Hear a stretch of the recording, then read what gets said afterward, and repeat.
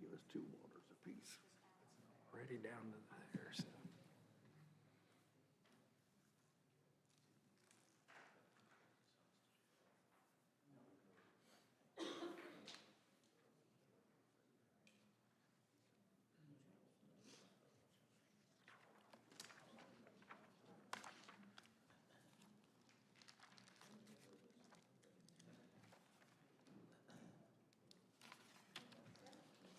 All set? All set. All right, we're going to go ahead and call the Morgan County Board of Zoning Appeals meeting for March 27th, 2023 to order. And we do have a quorum this evening with all members present. Mr. Rumbaugh, if you'd care to lead us all in the Pledge of Allegiance, please.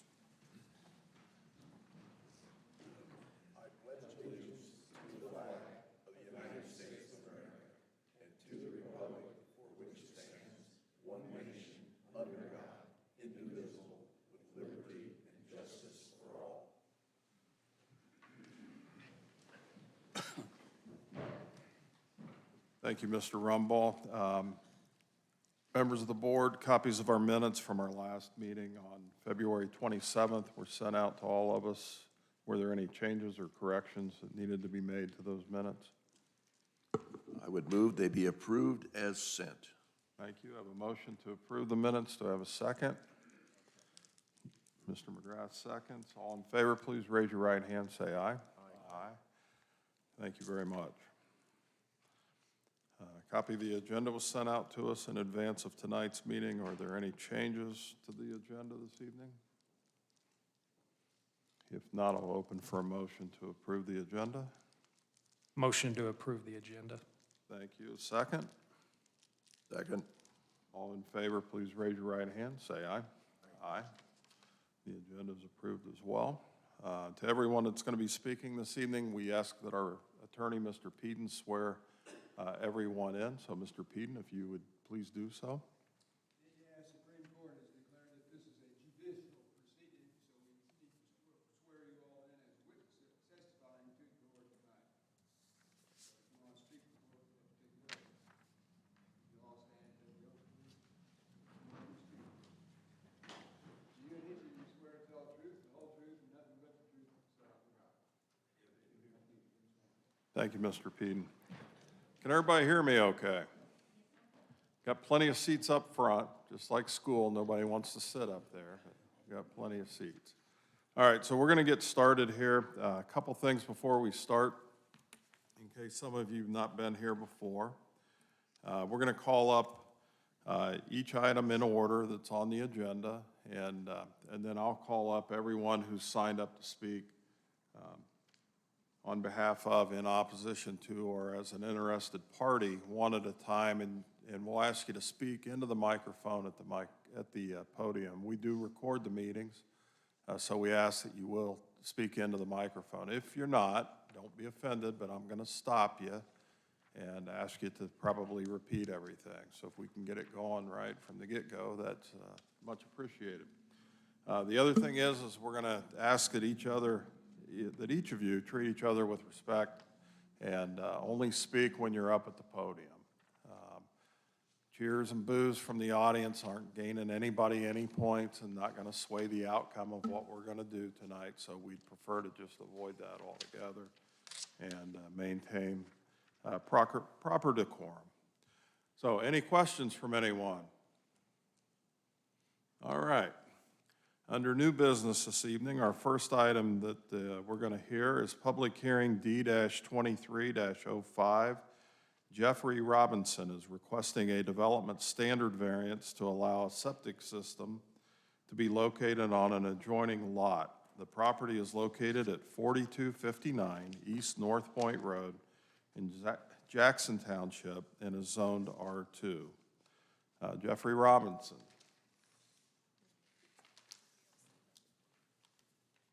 And just for the board's information, the only person we have signed up for this petition this evening is Mr. Robinson.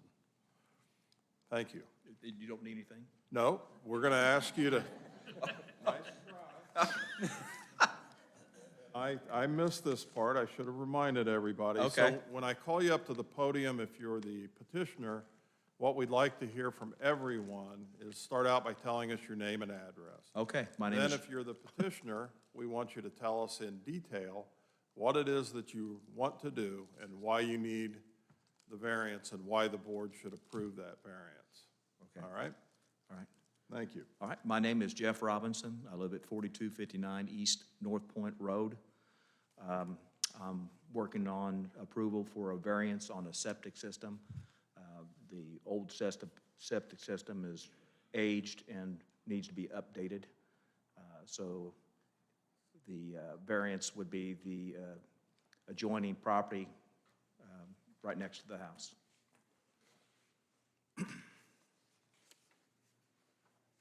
Anything else you'd like to tell us?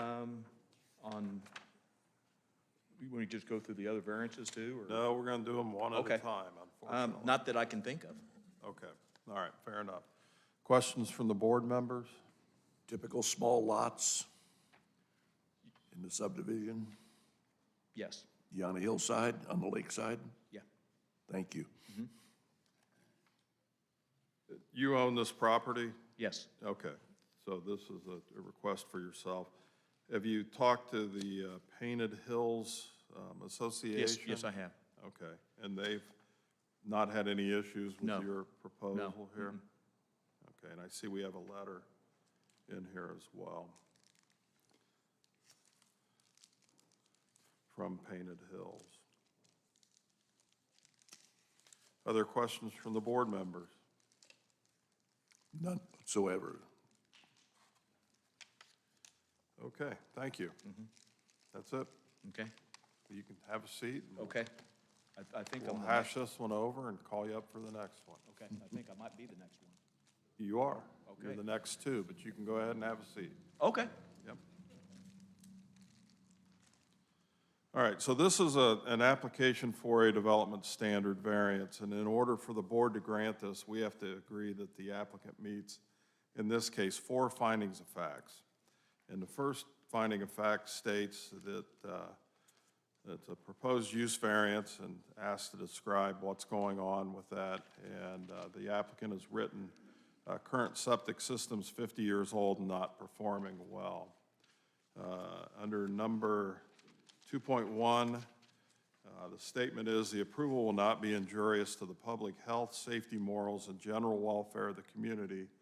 The applicant indicates that's a true statement and makes the comment, septic will be almost invisible.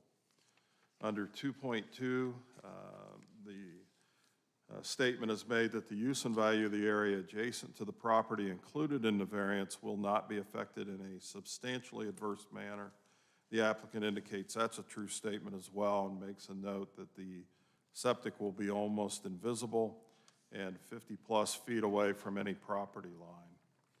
Under 2.3, the statement is the strict application of the terms of the ordinance will result in practical difficulties in the use of the property.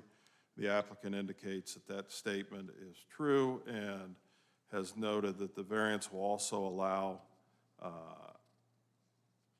usable space needed, encroaches on setback.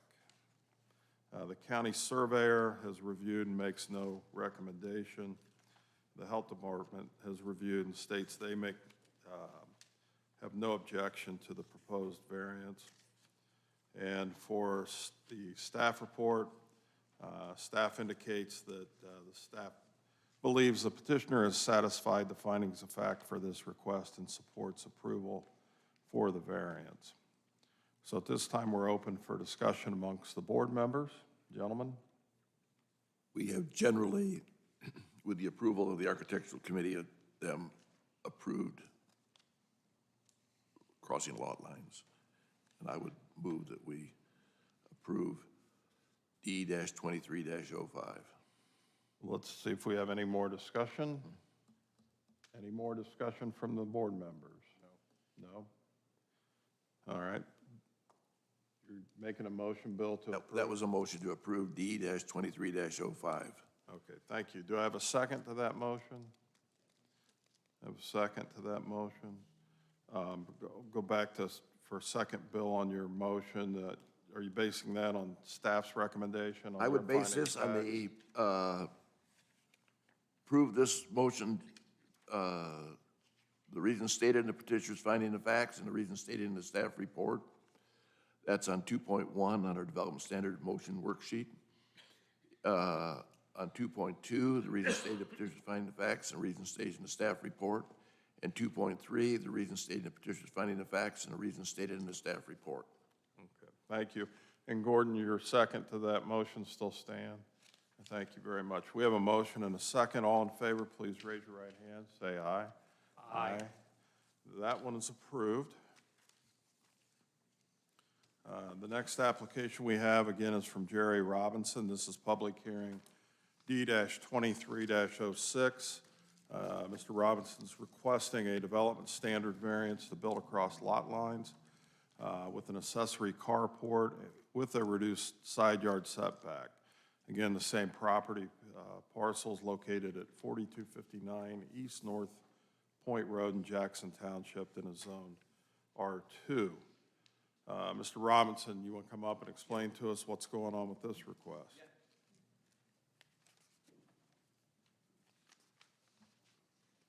On this request, the variance is needed because I just don't have enough space where the home sits to put a proper carport.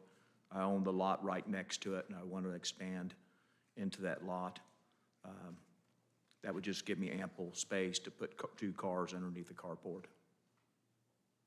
Okay, thank you. Gentlemen, any questions from the board members to Mr. Robinson? None. No. Thank you very much. Thank you. All right, so again, we have a development standard variance request that we're hearing right now. For the proposed use variance, the applicant has explained what he wants to do. And under 2.1, he indicates that the approval will not be injurious to the safety, health, safety, morals, and general welfare of the community. Has marked that as a true statement. Under 2.2, the use and value of the area adjacent to the property included in the variance will not be affected in a substantially adverse manner. Again, indicates that's a true statement. Under 2.3, strict application of the terms of the ordinance will result in practical difficulties in the use of the property. Indicates that's a true statement. And for his findings of facts, his notation for the applicant under number 1 puts request for variance to build carport that encroaches on property line setback. Under 2.1 is written, the request to build carport will encroach on setback of the property, which I live and own.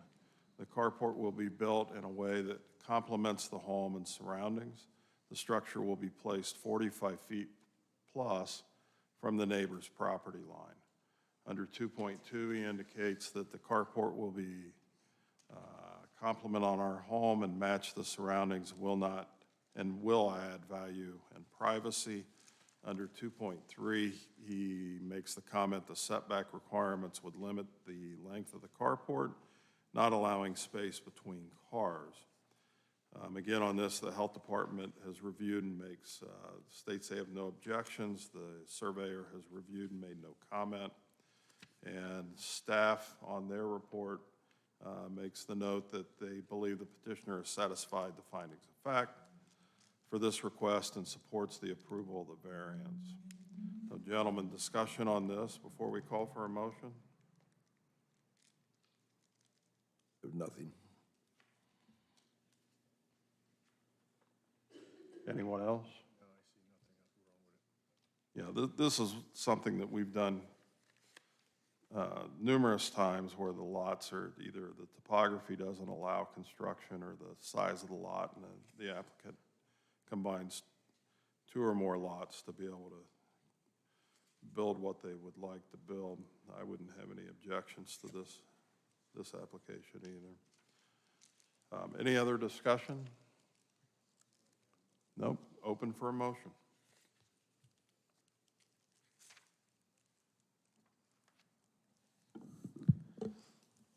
I'll move to approve D-23-06 with the findings of fact all being true for 2.1, 2.2, and 2.3 for all reasons A, B, and C for all three.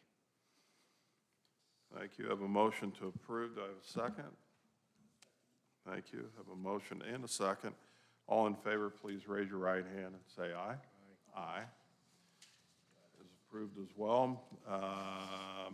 Next is public hearing D-23-07. Jeffrey Robinson is requesting a development standard variance to build an accessory garage with a reduced side yard setback. The property is located at 4259 East North Point Road in Jackson Township and is zoned R2.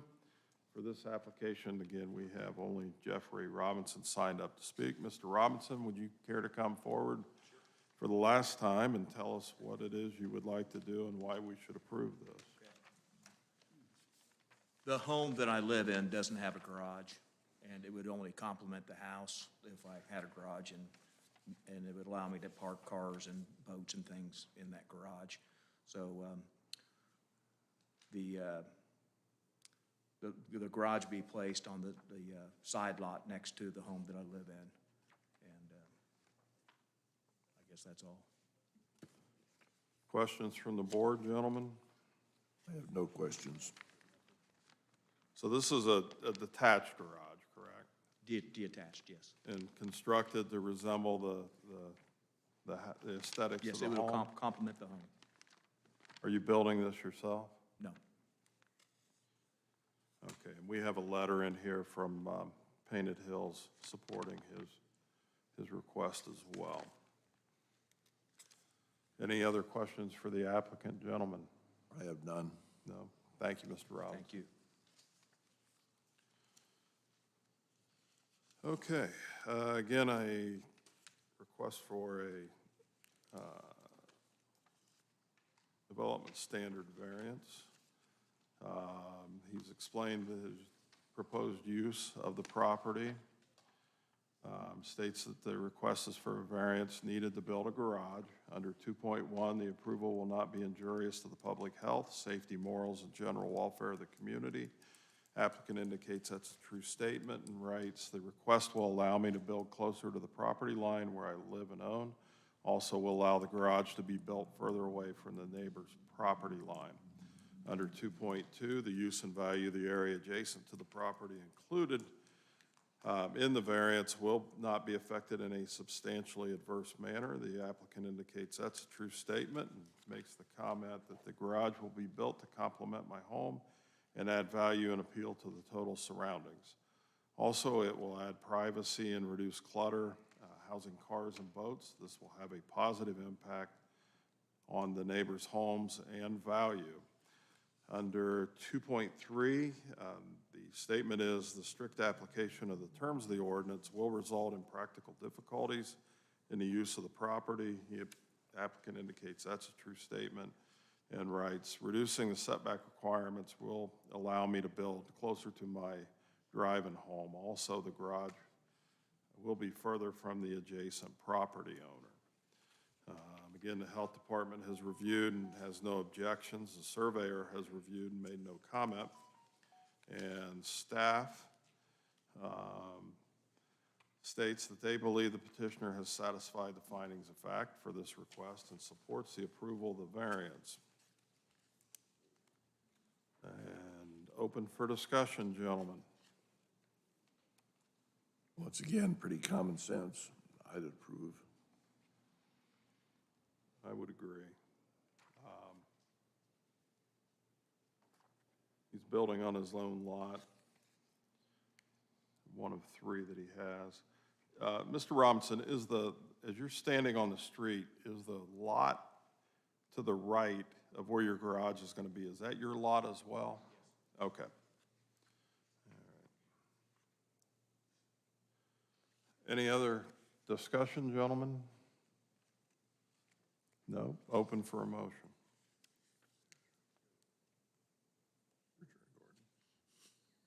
I move that we approve petition D-23-07 with the findings of fact for 2.1 being true, 2.2 being true, and 2.3 being true.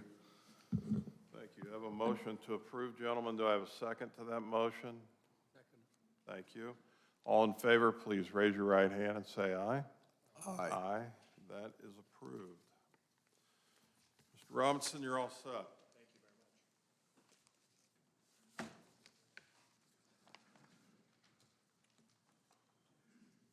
All right, our next item on the agenda this evening is public hearing D-23-07, or I'm sorry, SE-23-02.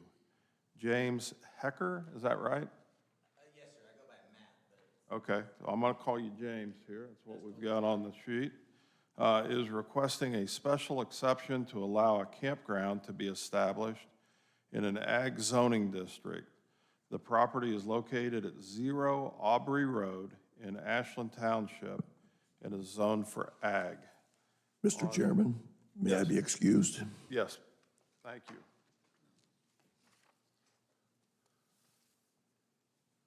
For this application, I have in support of Mr. Hecker, who did sign up as Matt, so same person, just go by a different name, okay? I have, thank you, I have 4 persons signed up in opposition to, and 1 person signed up as an interested party for this. So I'm gonna call Mr. Hecker up to the podium here in just a second. What will happen on this application, because there is some folks signed up in opposition and as an interested party to this, is Mr. Hecker will be allowed to explain to the board and tell us what he wants to do. The board's going to ask him questions. Then I'll call up for the first person signed up on the sheet as being in opposition to. We are hearing on this particular one, Mr. Hecker has 2 applications in front of the board tonight. This one concerns only the campground. So if you would, we're going to address only the campground. I'm sure as he describes it, he may include his event that he's wanting to have there, supporting why he wants the campground. But at this point, we're only hearing about the campground. So we want to keep it pertinent to the application we're hearing at this time, if that makes sense. So, and if you have questions, feel free to ask. But we would ask that while he's speaking, you keep your thoughts and comments to yourself. Those of you who've signed up will have a chance to come up and tell us what those are in person. So, Mr. Hecker, if you would come up and start out by giving us your name and address and explain to the board what it is in detail that you'd like to do and why the board should approve this, we'll get going. can you guys hear me okay? I hear you fine. Thank you. I apologize, a little bit intimidating. I'm not well-versed on this type of subject here. I am well-versed in a few things. I do go by Matt, but James is totally fine. My parents made it confusing for everybody. But the other day when I met with the What's your address, Mr. oh, I Hecker? apologize. It is my home address or the property address is 5657 Primrose Drive, Whitestown, Indiana, 46075. So the other day when I met with the TAC committee, I was trying to really show up to listen because I honestly would adhere to whatever they're asking me to do as long as it's a reasonable request. And I realized after reading some of their comments this morning, that's the first time I'd seen them, that I guess I should have been a little more prepared and should have been there to sell myself. So I apologize if I'm saying things that are not pertinent, and because I don't know exactly where to stand here. But the project that I'm trying to get off the ground or the reason I'm doing these projects is to fund a children's not-for-profit. So any money generated from this project goes to the not-for-profit, trying to teach kids basic mechanical leadership skills and responsibility is the goal of the not-for-profit in a short sense. Again, trying to sell myself because there was a statement of lack of experience. I am a state wrestling champion, a former Marine. I graduated cum laude from the University of Kentucky, taking all the pre-med prerequisites. I started a business on my own with no money, nothing less than experience and hard work. And I've been very blessed, but I'm by no means a financially rich person. Personally, I'm typically a little friendly and enthusiastic. I'm a little bit scared today. But another piece about me is I will not mess anyone over. So part of what I will say hopefully will address my neighbor.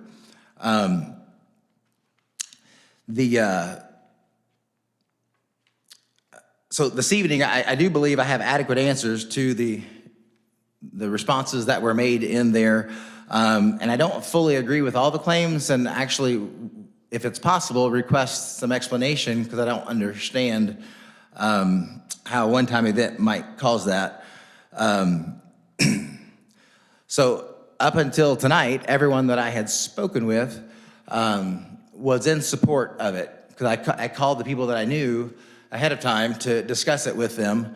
And I did find out this evening that it sounds like one of them thinks that feels that I wasn't forthright, and by no means, that's not my goal. My number one goal is to be able to enjoy the property with my kids and be a good neighbor. One of the commitments I made to the neighbors was that if there's an issue that we can't resolve, I mean, hopefully it's a reasonable issue, but I'll discontinue. So that actually rings in true to my heart because I said it and I mean it. I'm not gonna be a bad neighbor. I'm not trying to bully anything through. I'm not trying to trick anybody. I really just trying to make something that doesn't leave a footprint, but that can generate money for a good cause and enable me and my kids to still enjoy the property almost as if no one's there. Yes, sir. My microphone, there we go. I'm gonna stop you for just a second. Please. Take a deep breath. You're fine. What we'd really like to hear you start off with is, what is it you want to do? Okay. Tell us about what it is you want to do and how you're going to operate that business. Okay. So Why you need the variance to be able to do so. I appreciate you kind of reeling me in there and giving me some direction. So if you look at the map of the property, if you look on the north side is where Aubrey Road is. So what I'm trying to do is host 4 campsites, which are kind of at the top or the peak of if you go from north to south on the property, it gets back and then it drops down quite a bit of elevation to where it actually goes into what I believe they would consider a flood hazard zone or some sort of a flood zone. So it drops down a significant elevation there.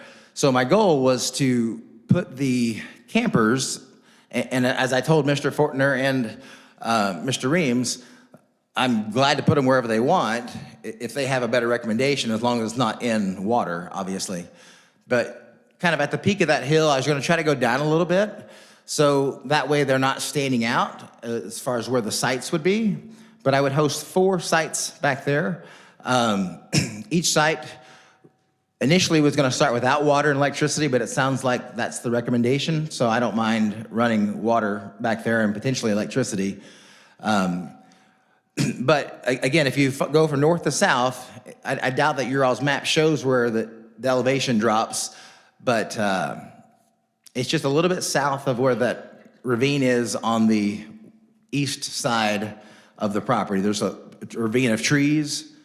So if you went a little bit south of that, there's kind of a hill there that drops down, and those were where a couple of the campsites were proposed, and then the other one would be just almost adjacent to where that little ravine I was just referring to, on the east side of that ravine, as the hill starts to drop down there. And again, the campsites would be used to generate funds for the kids' not-for-profit.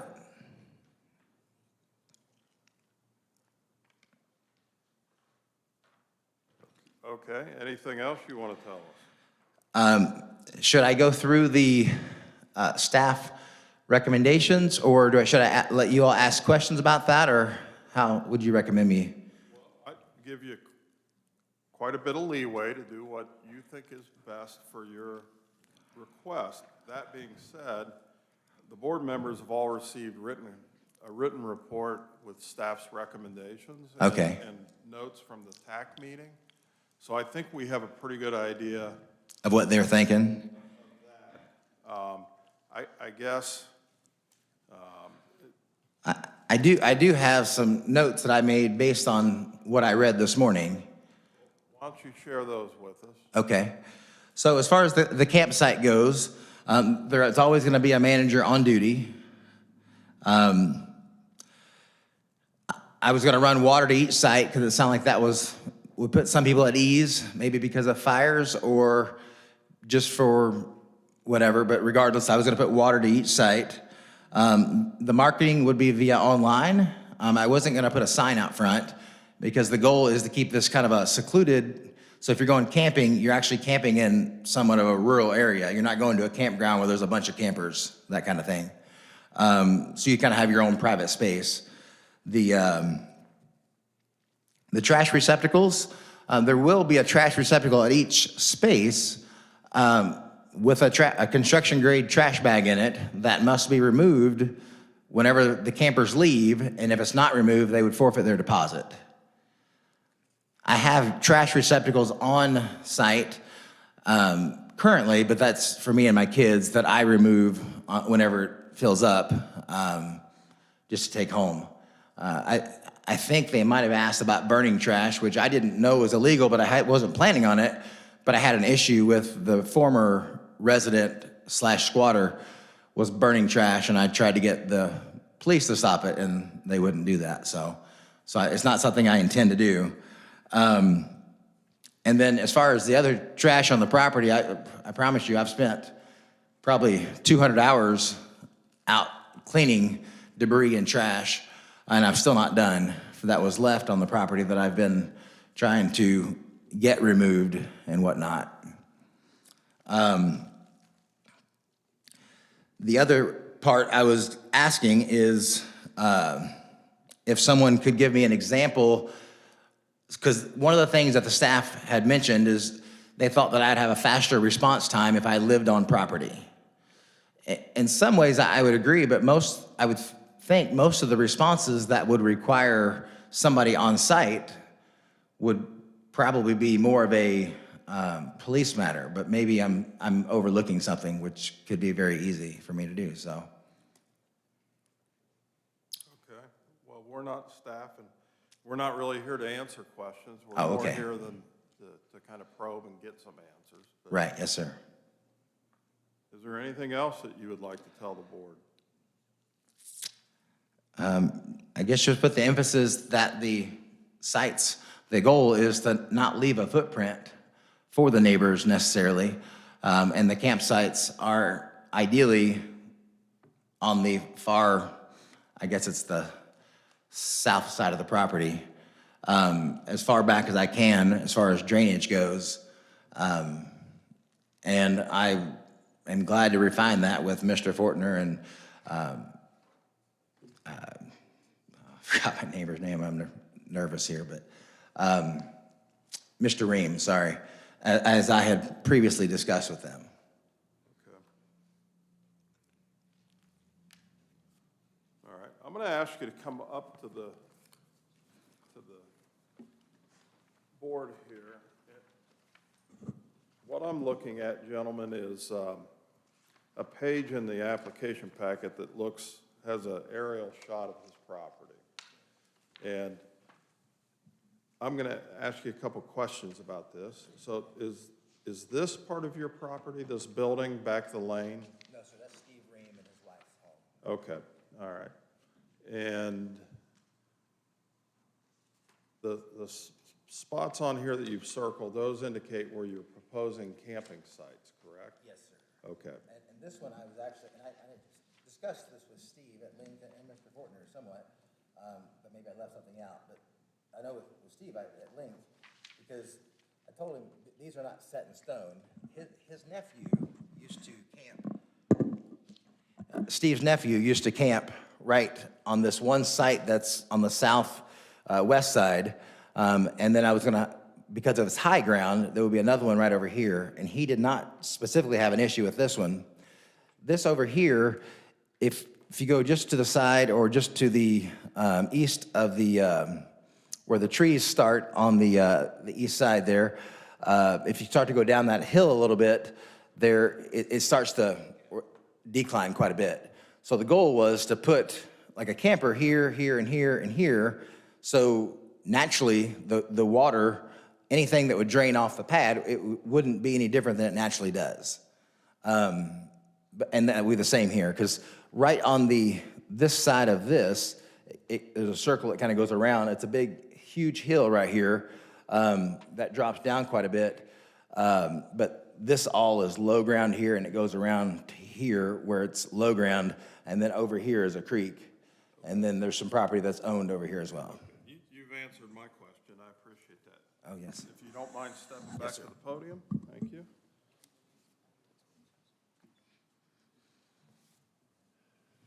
All right. Mr. Hecker, is there anything else you'd like to add? I don't think so. I hope I haven't left something out. You'll get a chance. Can you guys hear me back here all right? I mean, I know I talk loud, but, okay. You'll get a chance to come back up and talk. After everybody else has Okay. talked, we always invite the applicant back up to address maybe, if you want, things that maybe you've heard mentioned from other people that are in opposition to or concerned. So barring anything else from the applicant for his presentation, I'm going to open it up to the board for questions for the applicant at this point. Where will these campers? Wouldn't mind Where coming will the forward. campers come from? As far as like let's say that you and your wife have an RV and you're wanting to go to Cataract Falls for the weekend and you want to camp somewhere in a secluded kind of location, you would contact me to rent space on the site to camp. Is that what you're asking, sir? So will there be advertising for this campground? It'll be strictly through the internet. When I've done the research online, there's specific sites that advertise for campers and whatnot. Some of them are free and some of them I'm sure cost money. There will be a website, there'll be a Facebook and Instagram page, but it will be strictly online and word of mouth, social media kind of thing. I don't have the money to put out a big advertising campaign, and there's just not enough camp spots to be able to pay for that. There'll be like drive-on campers, like buses and stuff like that? Yeah, so they might be an RV that you can drive or a bumper pull or pull behind kind of thing. That's all I have right now. Thank you. Gentlemen, other questions? How long do you think the average stay is going to be for someone here? I honestly don't want anybody there more than like a weekend, like a 3-day thing. I wasn't planning on renting them through the week unless it was a holiday. So some certain holidays seem to go longer than others, but wasn't planning to have it rented like, again, through the week. So when I would advertise, the way it was gonna be advertised was Friday through Sunday. If they wanted to come Thursday night, they could get an early check-in per se for an extra fee. Thank you. Board, any questions for the applicant at this point? I don't think so. Okay, all right. I have a couple. Yes, sir. So you're proposing a campground for up to 8 campers, Yes, sir. right? 2 on each site with 4 sites. Yes. And at this point, the intent is not to provide electric or water to those sites? I'm providing water. Based on the recommendations I read this morning, water, I have no issues with the water. So are you going to provide power to those sites, at least at this point in time? I know that things may change down the road. I'm asking about today. I was going to provide power to a central location, but not to the campers themselves. And you're not going to have any kind of wastewater hookups available or a No, sir. wastewater dump on site? It would be one of those things, they'd have a very strict fine, and not just from me, but from the public health, if that was discovered. Is the main purpose of the idea of having the camping there is to help facilitate your next application for the track, correct? No, sir. No? Okay. No. All right, so that, you're looking at this as two completely separate things then. Yes, sir. So the TAC committee made a lot of recommendations on that. Have you had a chance to review those? I did. I don't know, assuming we have the same thing. The ones I read this morning, I thought that I just addressed their recommendations with the campsite. Now, some of them were blurred a little bit from the event and the campsites. At least the way I read it. I'm not saying it was, it just could have been how I read it. Okay, all right.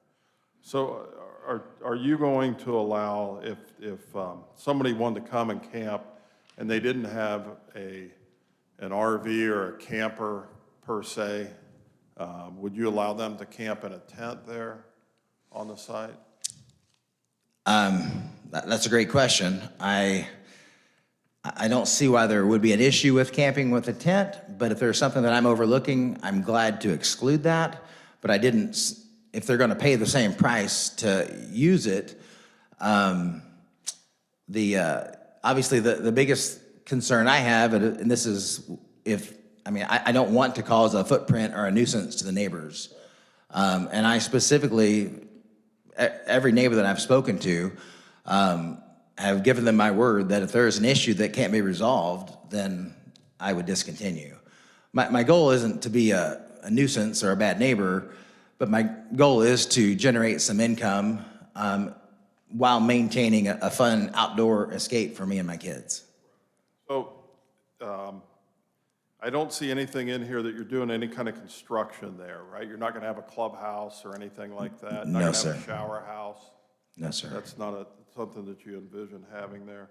I would do a pad of stone for the campers to be able to park on. All right, so if you allow tent camping, where do those folks use the bathroom? That's a great question. That would mean there's no tent camping, because I don't want to host a porta-john just for them. I was going to have porta-johns for the events, but I don't know why I overlooked that in my own thought process. I guess I was just caught off guard, but definitely no tent camping. Okay, all right. And you're gonna have trash receptacles, you already stated that, to take away trash on there from the site.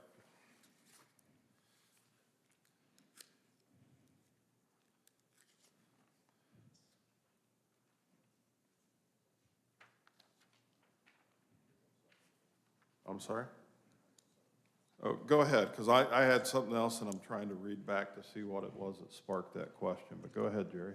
Are you going to allow alcoholic beverages or monitor that type of stuff? Alcohol is kind of a special subject for me because I don't drink, not because I'm an alcoholic. It could be genetically, but I just don't drink.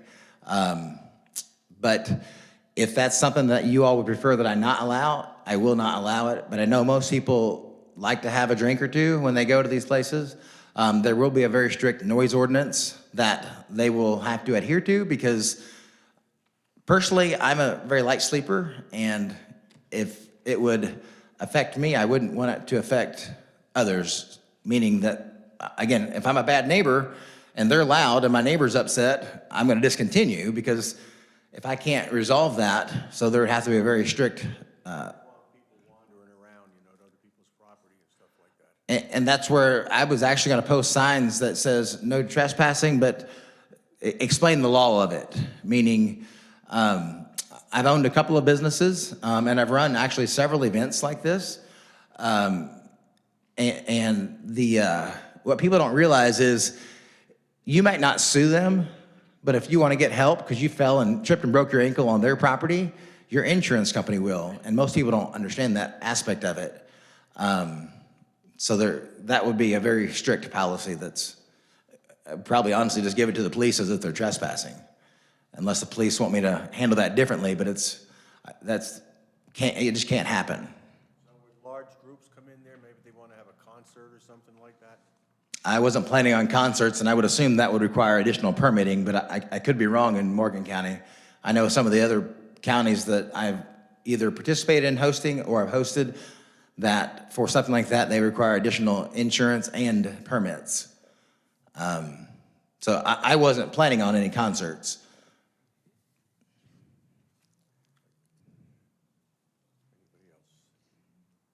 Any other questions from the board members? Not at this time. And I was looking back, and my question was going to be, and you don't need to answer this, Mr. Hecker, unless you feel moved to do so, was that it's 55 acres, and not all of it's going to be used for the camping. I understand some of it may be used for the next piece that we're hearing with the off-road vehicles, but are you going to plan on continuing to farm that? In your application, you state that you are, is that correct?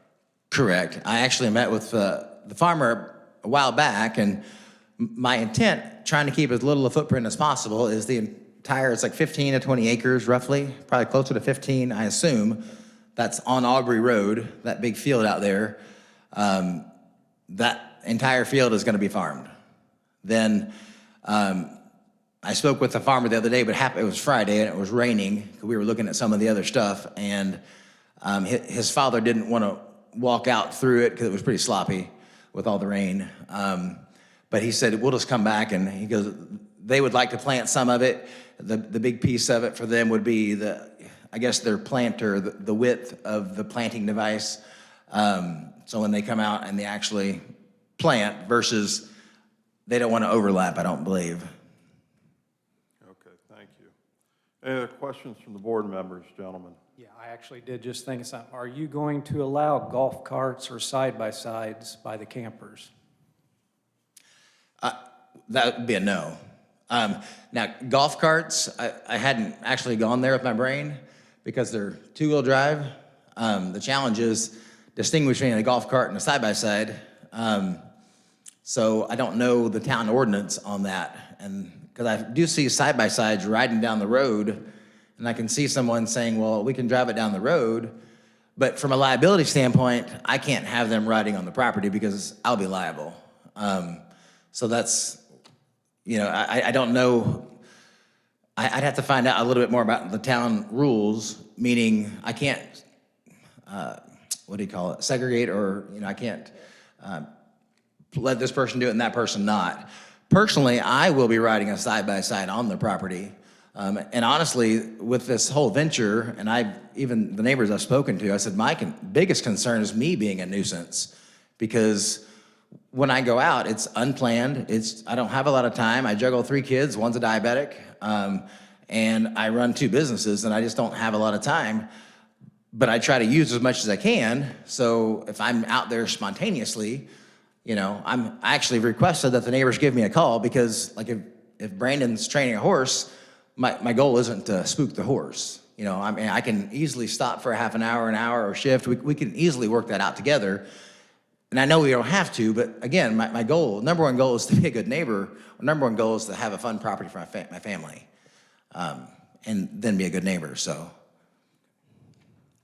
I don't feel like I answered your question, other than there'll be no riding whatsoever on the trail, so there really would be no need for them to use a golf cart or a side-by-side, because they're not going to be allowed to ride.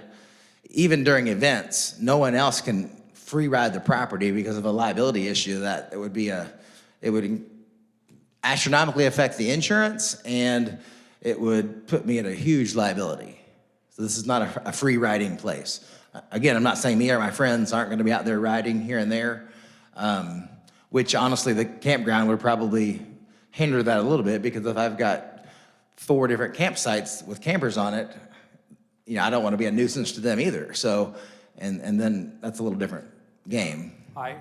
I've camped my whole life, RVs, pull-behinds, fifth wheel, and I know I don't take my side-by-side with me. I don't have a way to move it with the big trailer I have, but Okay. I'm the minority. It seems 90% or better of all these people camping, they have a golf cart, a side-by-side, and then these little campgrounds, they all get out on the county roads and go around. So that's why I was bringing that up, because it's a nuisance. They're flying all over the place, and they're really not legal. And that's why I don't know the county ordinances here, because I do see the side-by-sides driving down the road, and I know in the state of Indiana, some places they are legal. My personal side-by-side, I don't ride on the road. If I had maybe a four-seater, I might, but if it was legal, but I don't, to me, I'd rather drive a car, personally, but, Some of them are registered, and then agriculture has a exception, but I would. because they use it for work. I got you, that makes sense, but yeah. So, but that's just something I would be thinking about, because that could cause more of a problem than the camping going on this property. I see. Well, I don't know how to restrict them from like bringing them if they're going somewhere. Like maybe they're coming to my place and then they're going to a riding park. So other than my cameras that are on site, I did have a neighbor drive across my property the other day without letting me know. But so other than the cameras and being able to go out and address it, because I am actually there pretty much most days of the week. Okay, thank you. Yes, sir. Any other questions from the board members? Nope. Thank you very much. Yes, sir. All right. I have first person signed up in opposition to. So I apologize in advance. I'm probably going to butcher the pronunciation of your name, but Russ, is it Rhea? Ray. Ray. I was close. So Russ, do you want to come up and speak? I won't pass it this time. Okay. How about Dee Dee Ray? I will pass it this time. Okay. How about Bill Rumbaugh?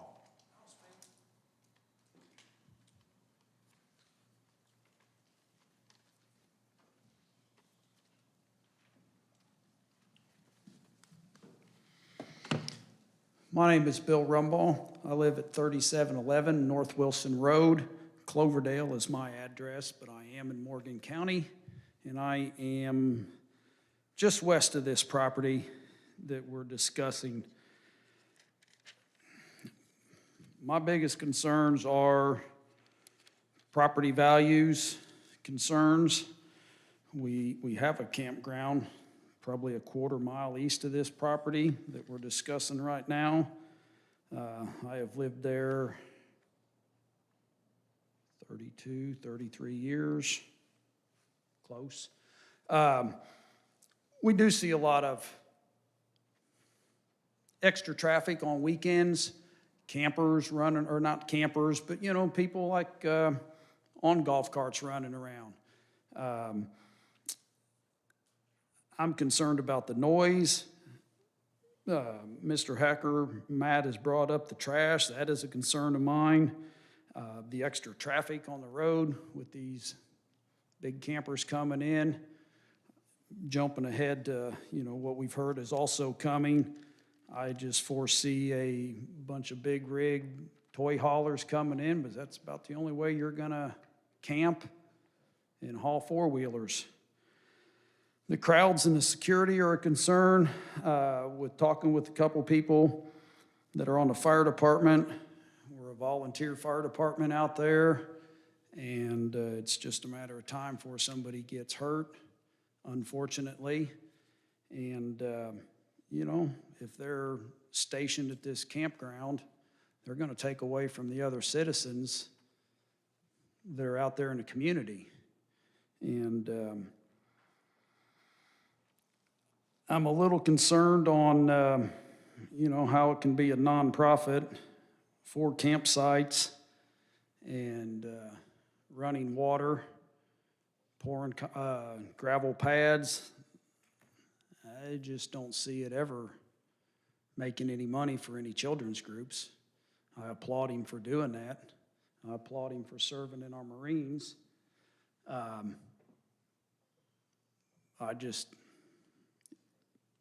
I'm not in favor.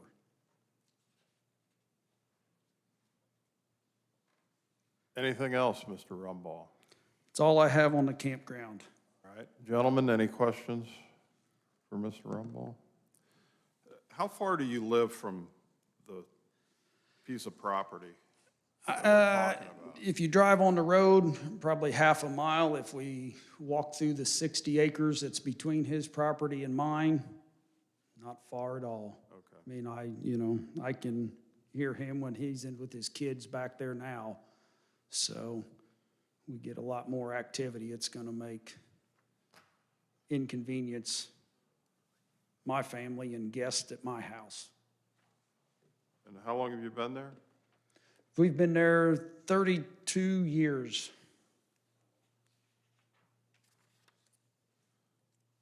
Thank you. Gentlemen, questions? Are you closer to Louisville?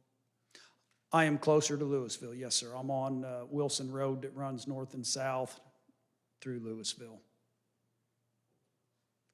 I think his south property line and mine probably have the same east-west boundary.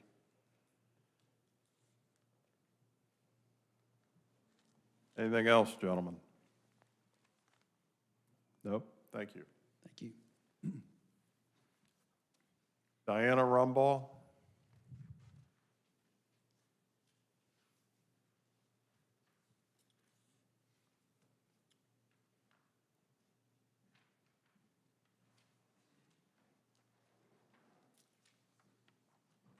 Good evening. I'm Diana Rumball. I also live at 3711 North Wilson Road.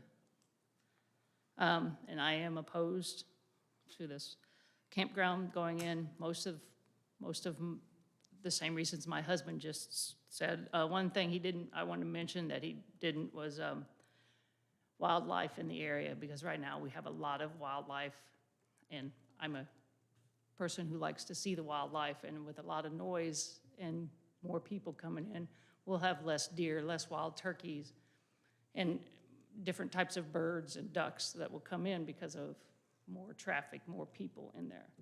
I just wanted to mention that.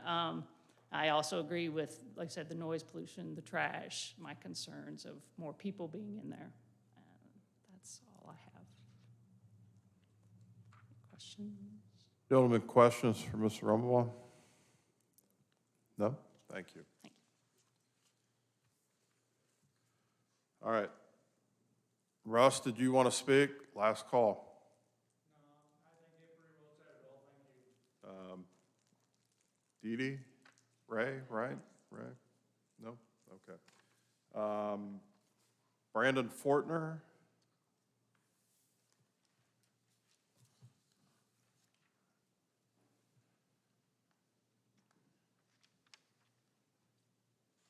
My name's Brandon Fortner.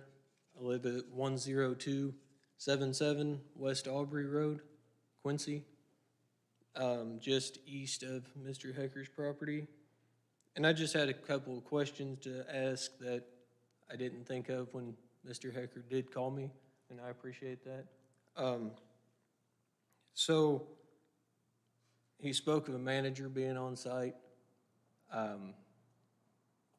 and campground's a 24/7 deal.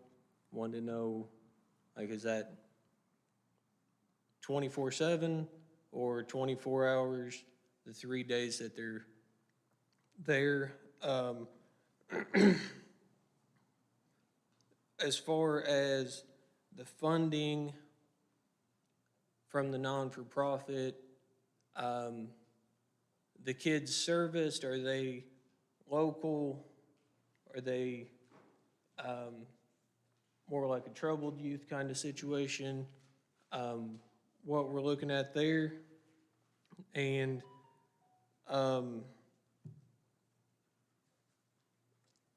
the crops in the field that's supposed to stay farmed,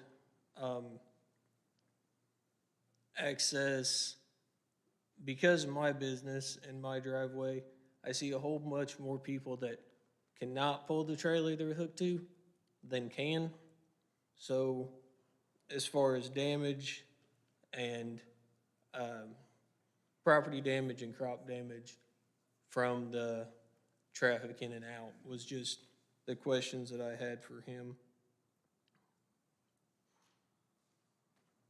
right, anything else? No, sir. Gentlemen, any questions for Mr. Fortner? All right.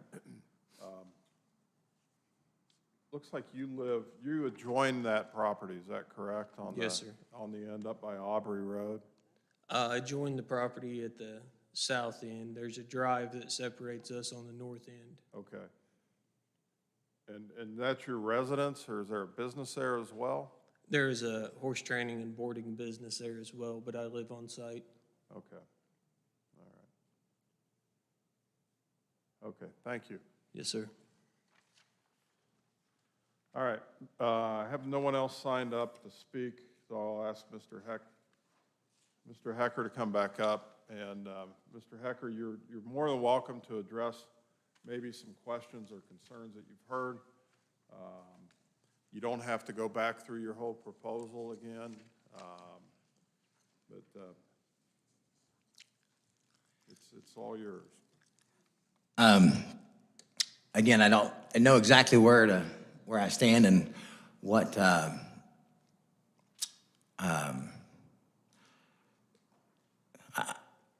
don't agree with some of the things that were said, and I guess I'm supposed to address those, but I'm by no means trying to create rift with a neighbor. As far as somebody hearing me and my kids out there, that's an absolute no. If they're hearing kids, they're hearing the kid that's in between us that's riding his motorcycle or his four-wheeler out there. He may have heard me. I rode my side-by-side twice, and a friend of mine rode his once out there 2 weeks ago. I am out there most days of the week on heavy equipment when it's not wet, doing some sort of cleanup and whatnot. So as far as hearing me and my kids, that's an absolute not.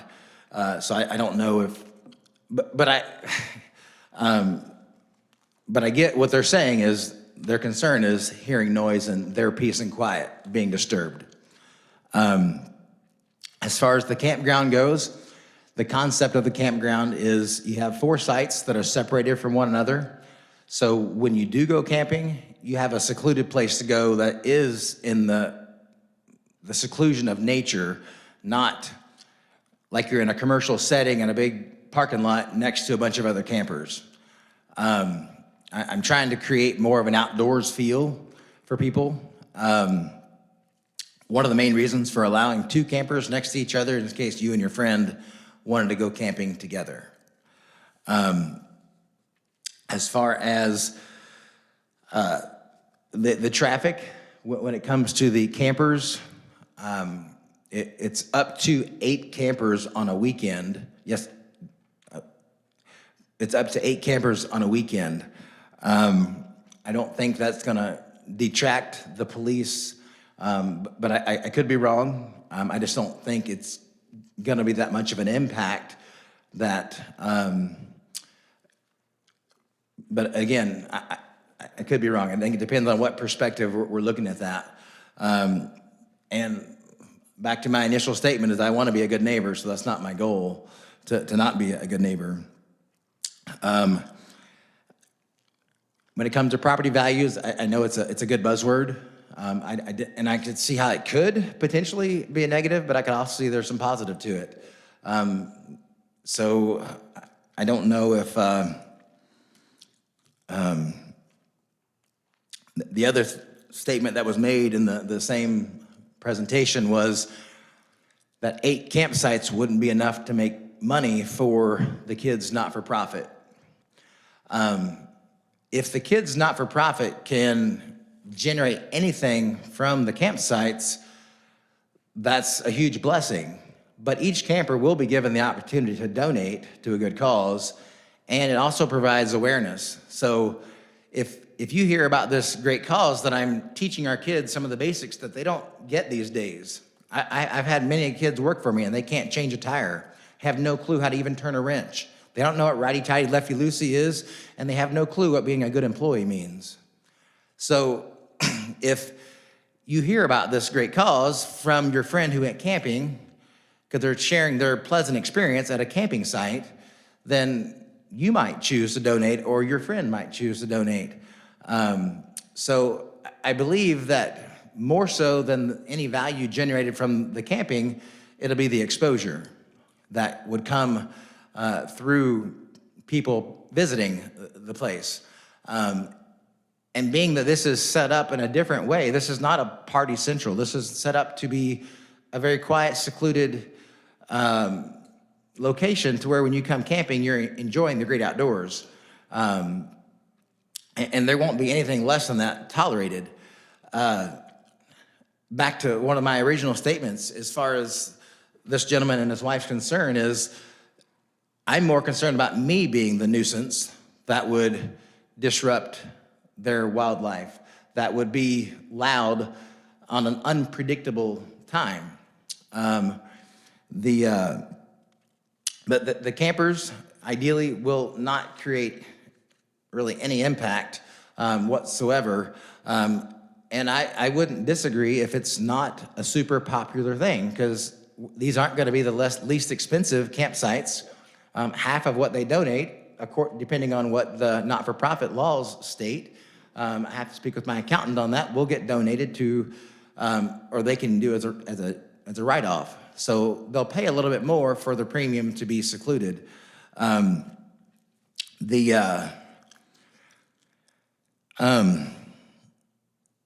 far as the trash, with a no tolerance policy of trash, because I'm going to be the one cleaning it up, I don't think that, I don't see that being an issue. I honestly don't. And again, if you saw how much trash that I have cleaned up to this date, you'd be pretty impressed, and there's still a lot to go. As far as Mr. Fortner goes, it would be a 3-day only, like I mentioned earlier, and was going to charge extra if they wanted to stay that 4th day, unless it was a holiday weekend or something. I guess if the holidays on Mondays, a lot of times people come in on Thursday night or a Friday and stay till Monday instead of Sunday. If that's not something that the BZA is supportive of, then I'll do as I'm instructed. But again, my goal is to be a good neighbor. I don't think the crops on the property or I don't think, yes, I've seen many people who cannot back or pull a trailer to save their life. The driveway that is there, which was actually there before I took ownership of the property, I did install the driveway for a neighbor, but it was there before I took ownership of the property. But it's a 24-foot driveway that there's plenty of room for them to pull straight on and be able to get out to their site with, hopefully, not. I don't see there being damage to crops, but and I think that I addressed what was touched base on, so. Okay, thank you. Gentlemen, any questions? These, maybe I missed it, but where are these kids coming from? Which kids? Are they going to be needy kids? Oh, I meant to actually address that. I forgot. These are all kids. So for a large portion of my life, I've dealt with a lot of clients, individual and group clients. A lot of them are very affluent. They have tons of money, like more than I could ever imagine. And their kids have all worked for me. And they would love to have their kids learn something mechanical, because their husband's the #1 pancreatic surgeon in the state of Indiana, and nation for that matter. And their kid who's about to go to med school doesn't know how to turn a wrench by any means. And they want him to learn. This has been a question that's posed to me several times. Are they going to be troublesome kids? No. And in fact, again, this I believe would require another meeting here, is if I'm doing anything with the kids on site. The only thing the kids could potentially do on site would be participate, like if we're hosting an event and one of the promoters wanted to hire them or they wanted to participate in the event. If that were the case, if they're participating in an event, I would act as their coach to help teach them. But the not-for-profit won't charge money. It's going to be operated. No, not looking to do delinquents, but if a delinquent comes to me, there'll be a very strict rules as far as responsibility goes. So if they don't live within those guidelines, they would be kicked out. They wouldn't be allowed to participate anymore. It's a privilege to be able to participate. Because some of this would be an ongoing club where there'll be regular meetings. And I don't want to use the term Boy Scouts or Cub Scouts because it's not that in the slightest. But there is some crossover that is taught. But one of the most valuable things that I think I've ever learned is personal responsibility and how if you all knew me when I grew up, you could look at me and say I was a troubled, I'm an at-risk person to become a troubled individual. I luckily took the other direction and I chose not to be. I'm the 0.0001% who is not into drugs or an addict of some sort. Because I chose to not do some examples that were before me. Interrupt and stop you for just a second. I'm going to ask you a question, and maybe this will clarify some things. Yes, sir. Are you going to be running any kind of facility or educational program on site on your 55 acres that are in front of us tonight with any kids of any sort from any background at any time? No, sir. Okay. I don't want to discriminate. If someone, I'm a bleeding heart who wants to help people, but I'm also somebody who believes in responsibility for your actions and your choices. Camping going to be only on weekends, or can somebody come there during the week? Only on the weekends. The only time there may be an exception would be a holiday weekend, which even then I don't believe would be an entire week. I'm just trying to think if any holidays that I've left out that are week-long, which I don't think there are.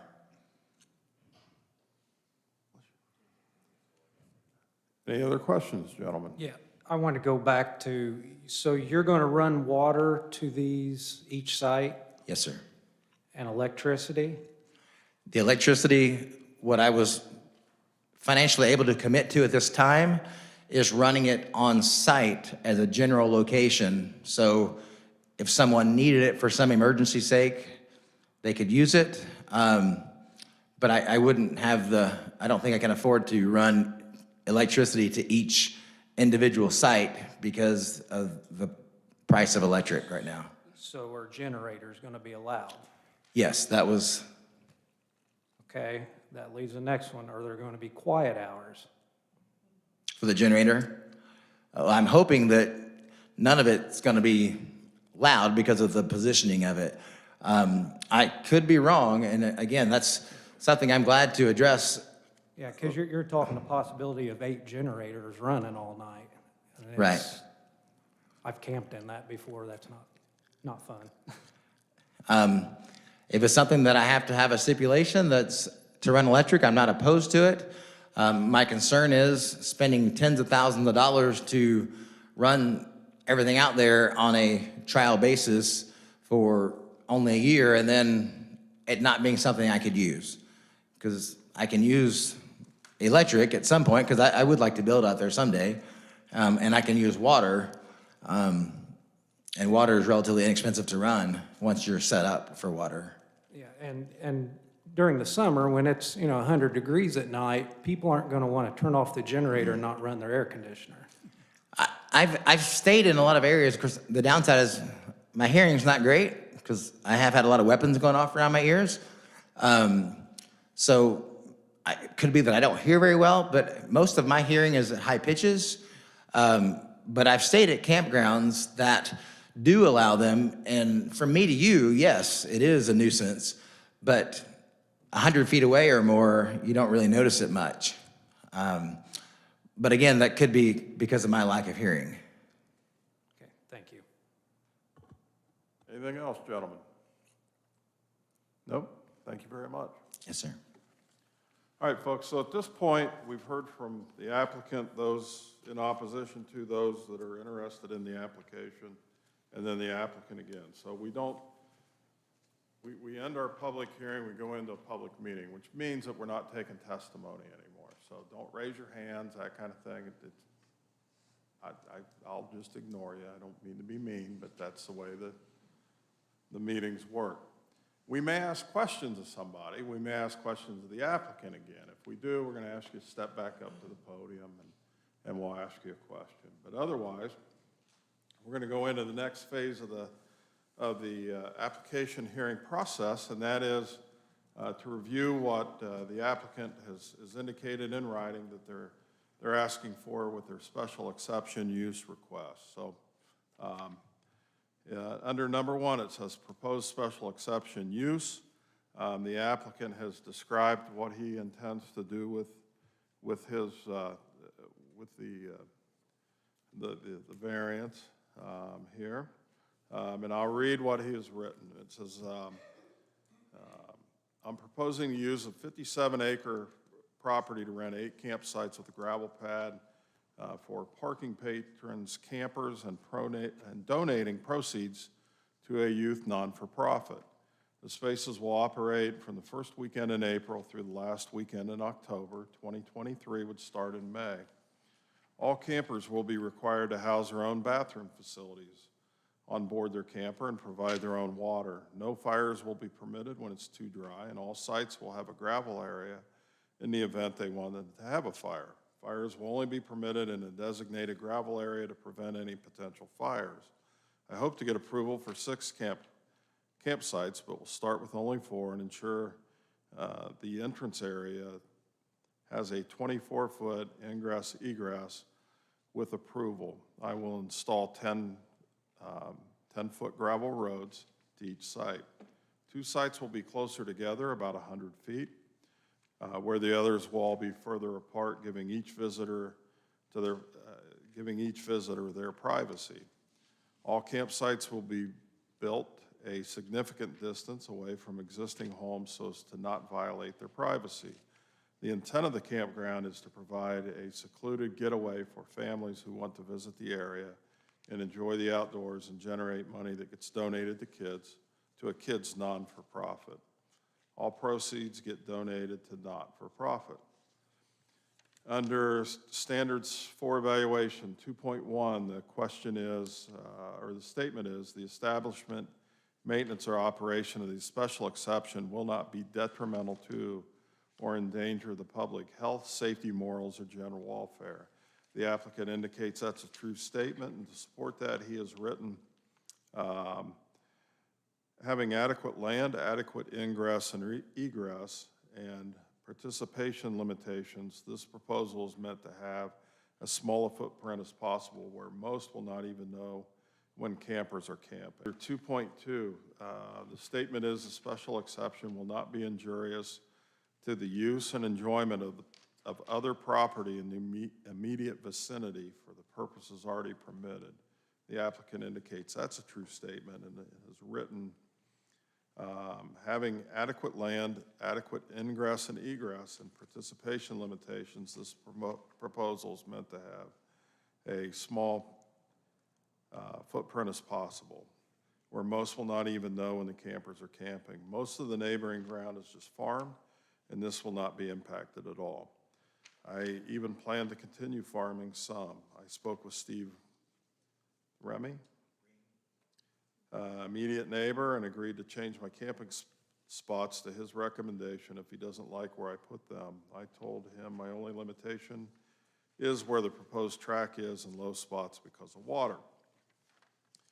Under 2.4, adequate utilities, access road drainage, and other necessary facilities have been or are being provided.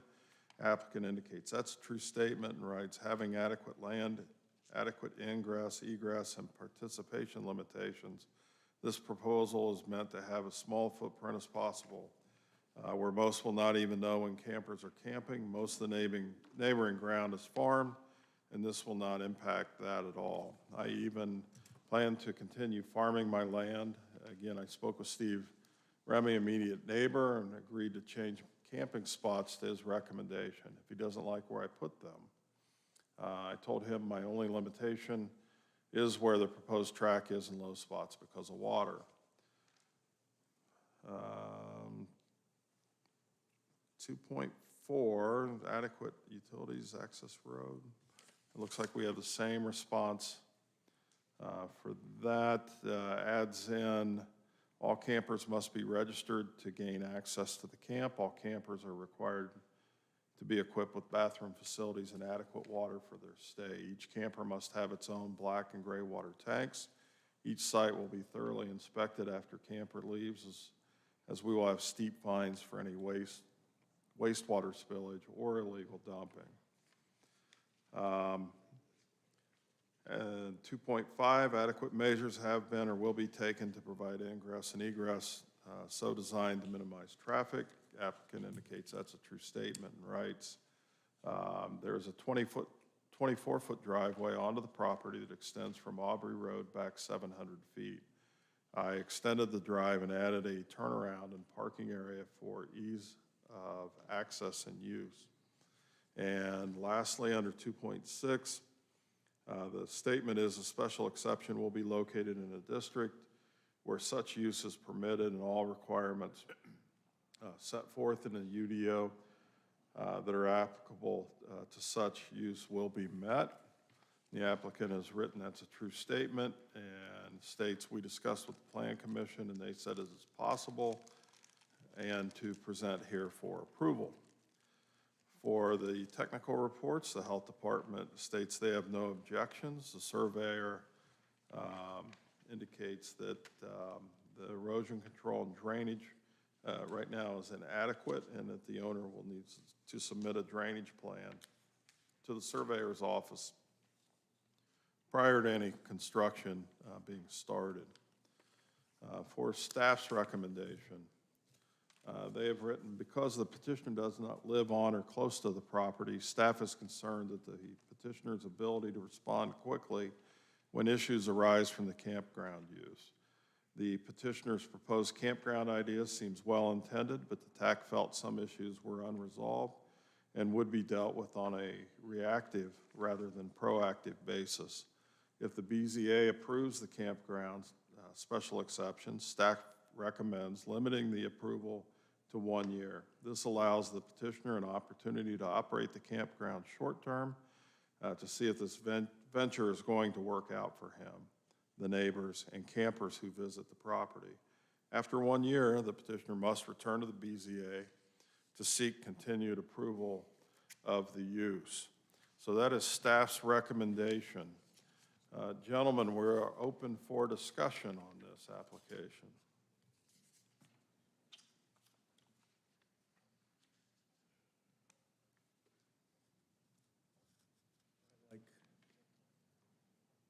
You talking to your mic there, Jerry? Not going to sing. I like staff's recommendation about a 1-year term. Okay. Maybe the people in here that spoke for or against would like to get together and talk about it again, but I'll go for the 1-year trial. All right. Other discussion? How far away are these from the floodway? I'm trying because the two maps aren't. I'm going to defer to Ms. Parker on that.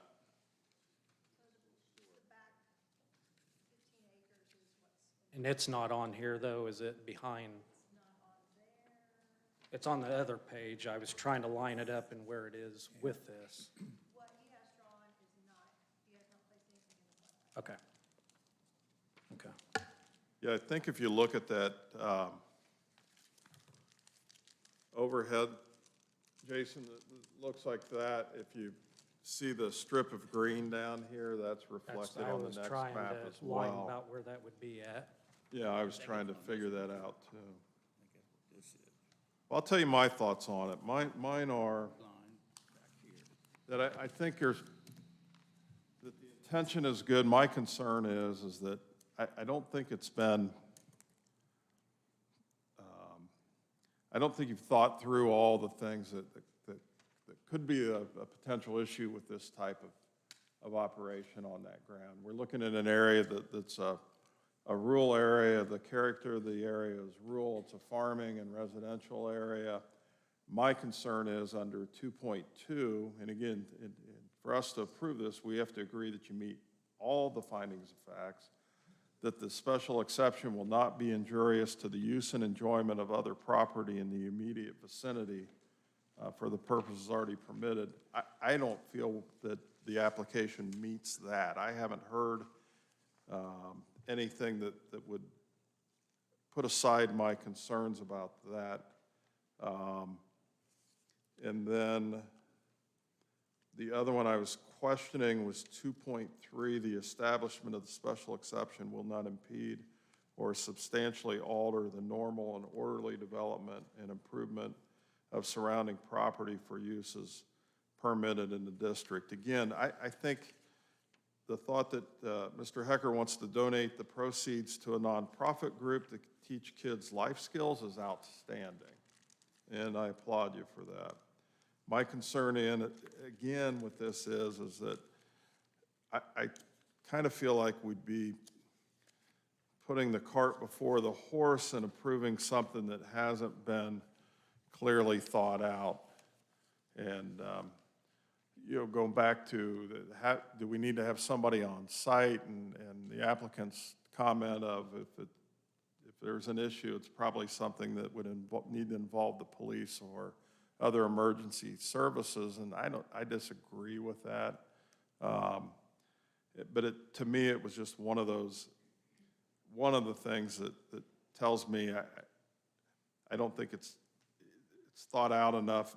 In my mind, I haven't heard that 2.2 has been met, and I would question that 2.3 hasn't been met either. So given our parameters that the applicant has to meet all findings of facts, I would be a negative vote on this.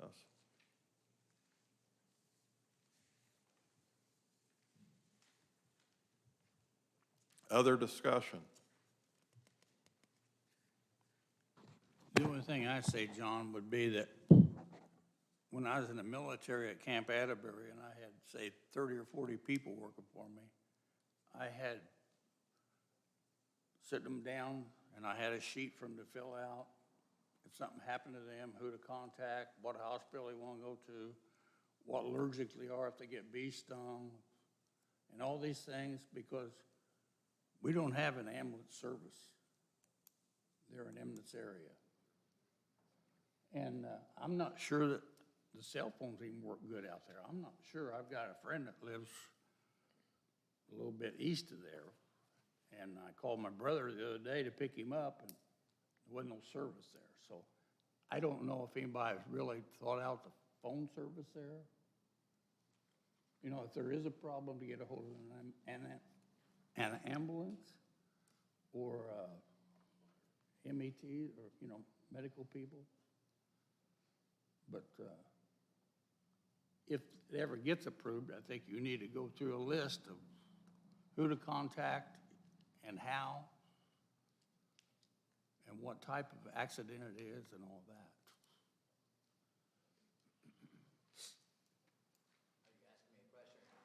Nope, we've passed that point.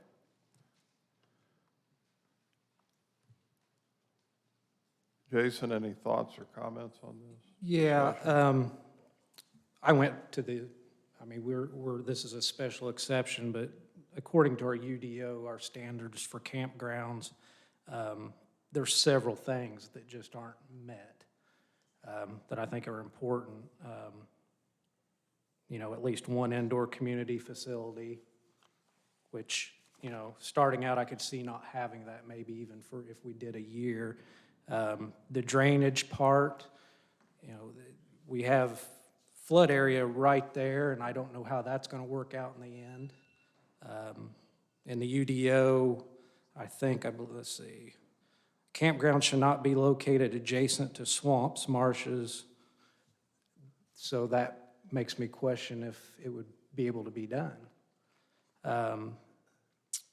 Utility standards, that's worrisome too. Like I said, with the generators making noise, that can be quite disruptive to the people that live around there. That's like a bunch of mowers running all night around your house. So at this point, I would have to vote no. I mean, it is a rural area, and the owner of that property can run his tractors or his own four-wheelers or his chainsaws or shoot guns or whatever he wants 24/7. I don't think there's an ordinance that prohibits that, but when you're talking about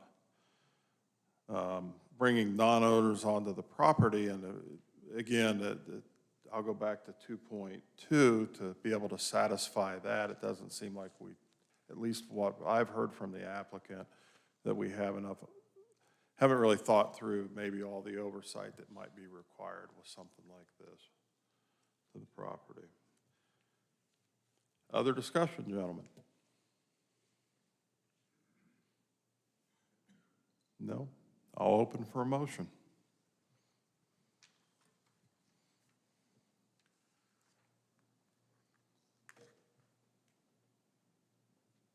Anybody? I'll make the motion to deny request SE 23-02 based on the applicant not meeting the findings of facts, in particular under standards for evaluation 2.2. Is there a second to my motion? I have a motion and a second. This is a vote coming up to deny the application. All in favor of denial, please raise your right hand, say aye. Aye. It is unanimous. So that is denied. All right, so we have the next piece to hear, but before we get into that, we're going to take a quick 5-minute break by my watch.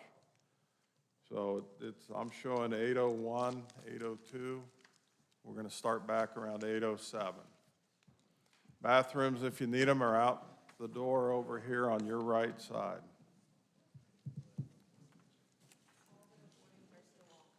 Yeah, the mics are all on, guys. Still being streamed to YouTube.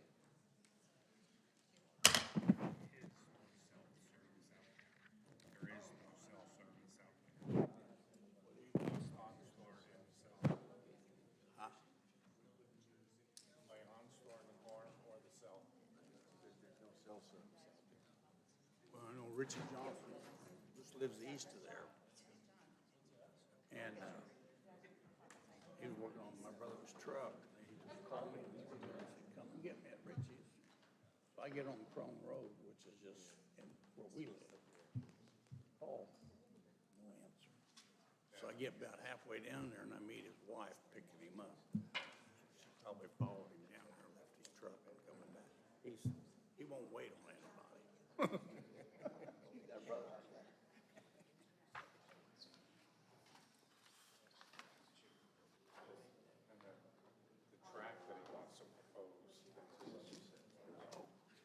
He goes right through the.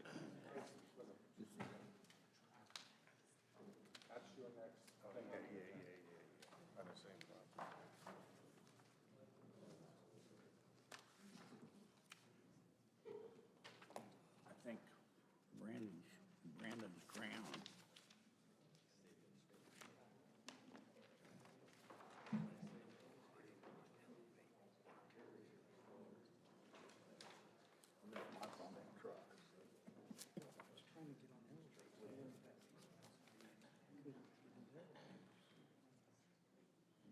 This is where Brandon's ground is laid up beside him.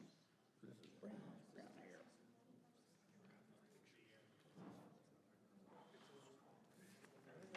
And if you follow that tree line, that's that tree line right there. Back around to where the water, where the line is. I would have went for it. Down right here, straight across from that low area.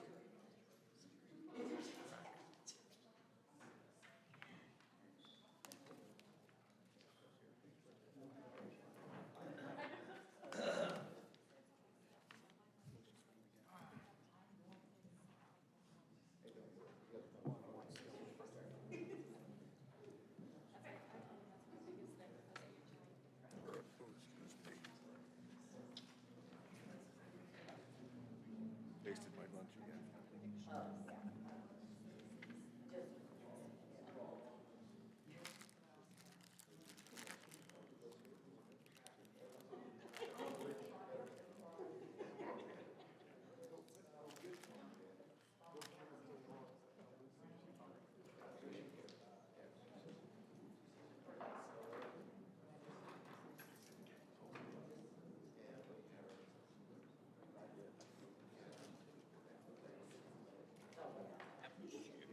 know who to call. Yep. You're here, military Tom. I need phone numbers, how to get a hold of your wife, or your mom, or your dad, or something. Yeah, yep. So they have to tell you if they have any ailments. Yeah. Yep. Got stung right here at the guards. It worked one time. I went up to get out of the truck. And a bee must have stung me right there. And I called my boss. I said, I think I'm gonna go to the doctor. It started swelling. And when I got to the doctor, it swelled to me. And I've never had that before. I don't know what kind of bee it was. Never did see it. It in a crack of steel like that. And it nabbed me.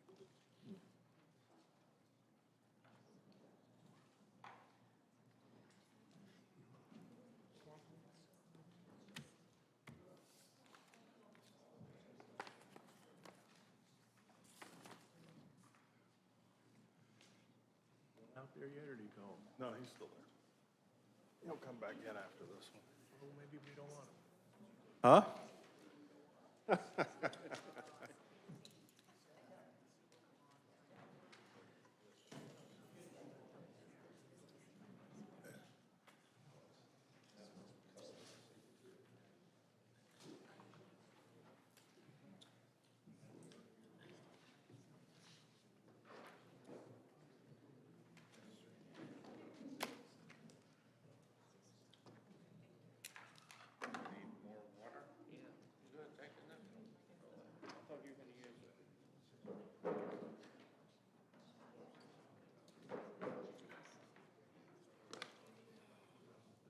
No, I'm good.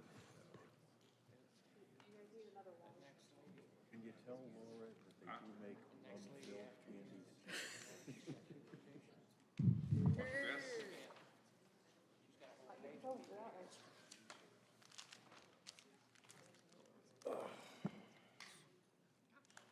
All right, we got everybody back? Have it all if you want. Thank you. Good luck. Just what you need. Yeah, I know. I live on my nerves. I have 60 years. That's one I made it 70. Now I'm headed for 71.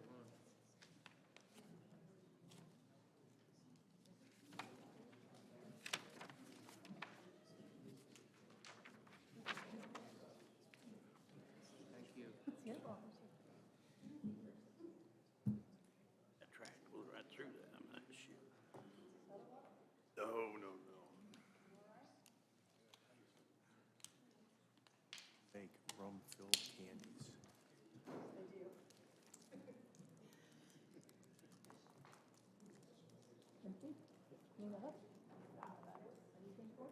Good, thank you. Take another 5-minute break in 20 minutes. All the good stuff down there yourself. So this shouldn't take too long on this one either. They're right back.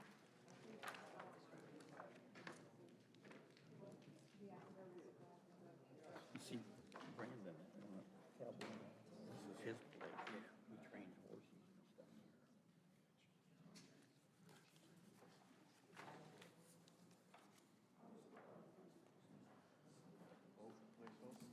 You're right. You guys all set?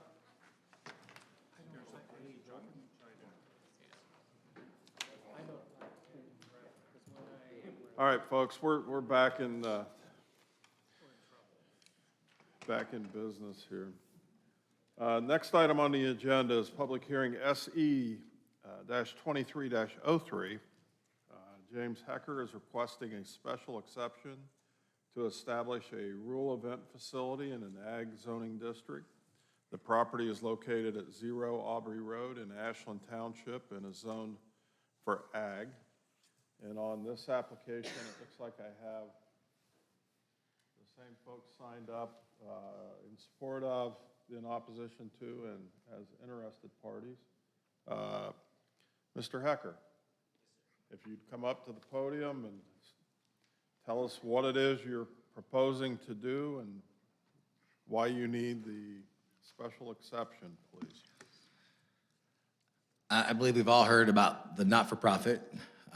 So what I'm proposing to do is host up to 6 events, of which 2 of them would be motorsports, which I guess I focus on the motorsports a little bit more so because to me, that's going to be the most nuisance to a neighbor.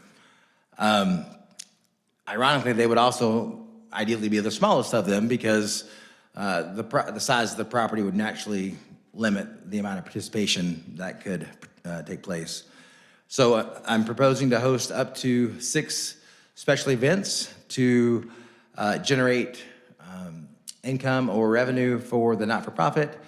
The events will be coordinated through a promoter, somebody who does this on a regular basis. I have hosted several events over the past 15 years, but because I've done that, I personally don't want to do it.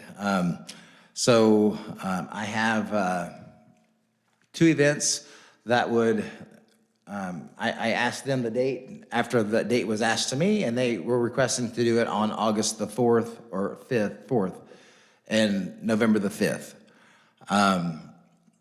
was their request. The other events would be organized through, there's a gentleman up north where I live, kind of, that he hosts other not-for-profit types of, whether it be a mini marathon or it be a mud run or a cross-country run and whatnot. The other neighbor, one of the ones that I spoke to, has an interest in RC cars, and I thought, RC cars could be a good venue. And it's also fun for kids, but evidently adults are getting quite into RCs now as well. And then the other one would be like a mountain bike type thing. Those were the ideas, with the main intent of the majority of the events being of a quiet nature, and the ones that are more quiet would be ones that could potentially have more participation. And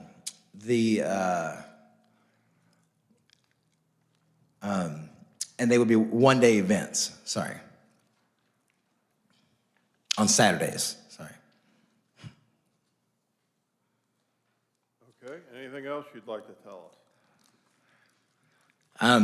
Some of the things that I have done to try to, again, make as small of an impact as possible is the field closest to Aubrey Road is continuing to get farmed regardless.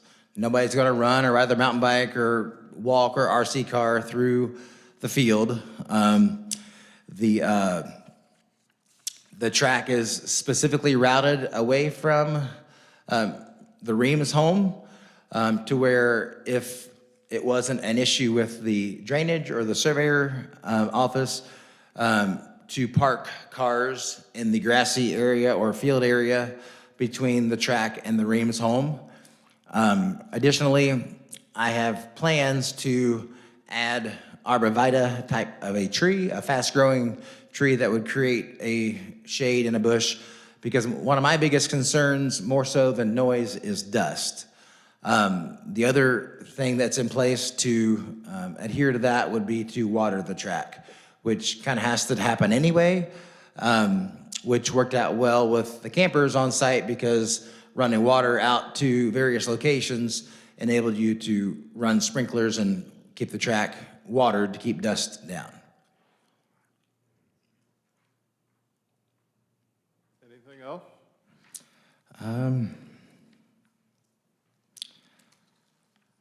I believe that's it at the moment, unless you want me to go into the 2.1, 2.2 stuff. I mean, I'll read through that as we go, but if there's anything that you think that you would like to tell us to support us approving your application, now is the time to do so.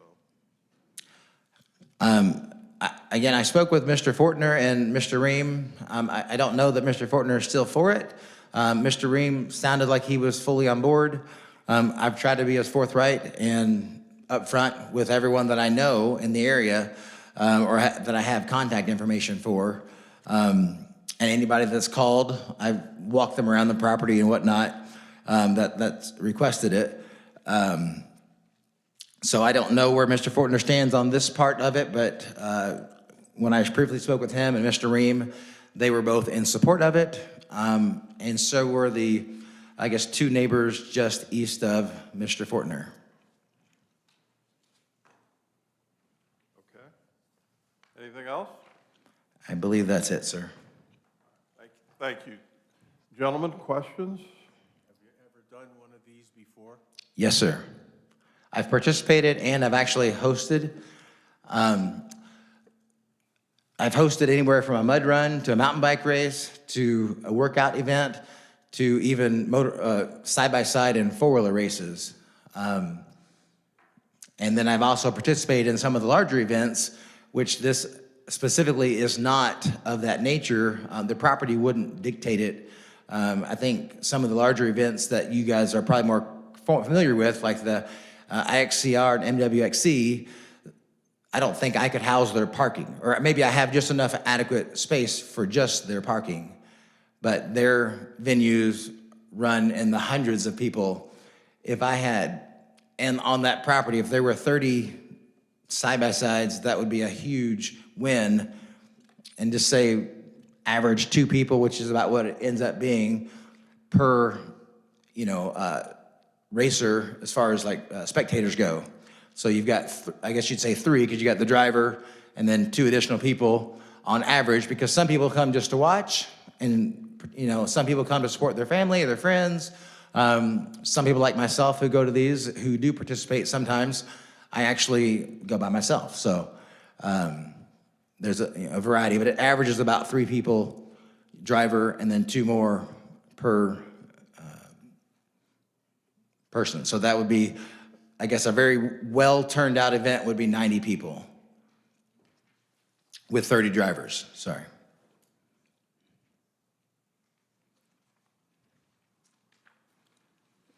If this was approved, when do you think you would be having your first event?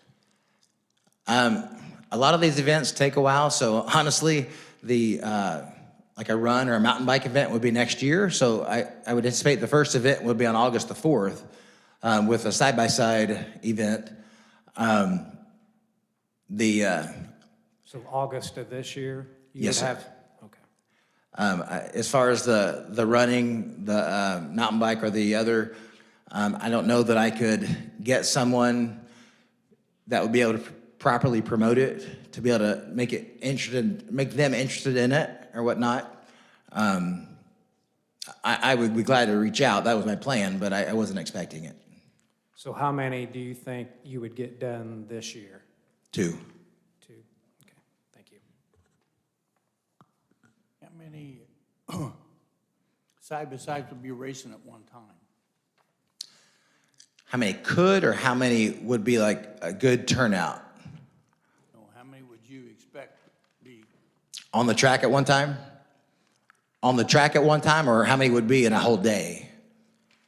One time. Maybe 8.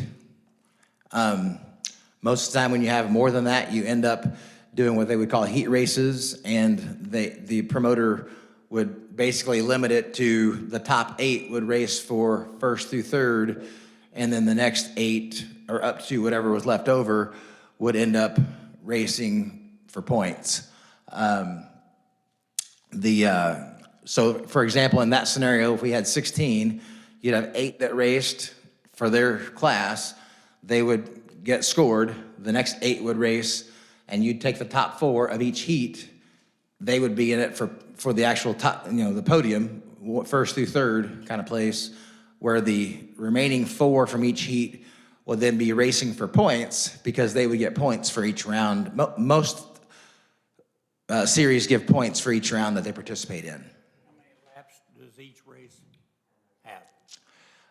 On this particular track, if we ran the whole track, I would say they would do 2 to 3 laps. Yeah, these would be 5 to 10 minute races. Usually the way this type of racing, it's just not woods racing where they go out and they destroy the woods for an hour. This would be the type of racing that it's a short course, so you can see most of the course at all times. And they go out and they race, like in this case, so let's say that it was a youth race, and they did the whole track, which they wouldn't, because parents want to see their kids. They would maybe race one lap. Like I said, they most likely wouldn't even race the whole lap, and that would determine the winners for the main event. And then later in the afternoon, they would run their main event, and the main event would maybe be 2 laps. But again, for the youth, they would most likely have to modify it because most of them don't have radiators, and those things, if they run wide open for 10 minutes straight, they overheat. So they have to, they need it to be like 5 minutes, you know.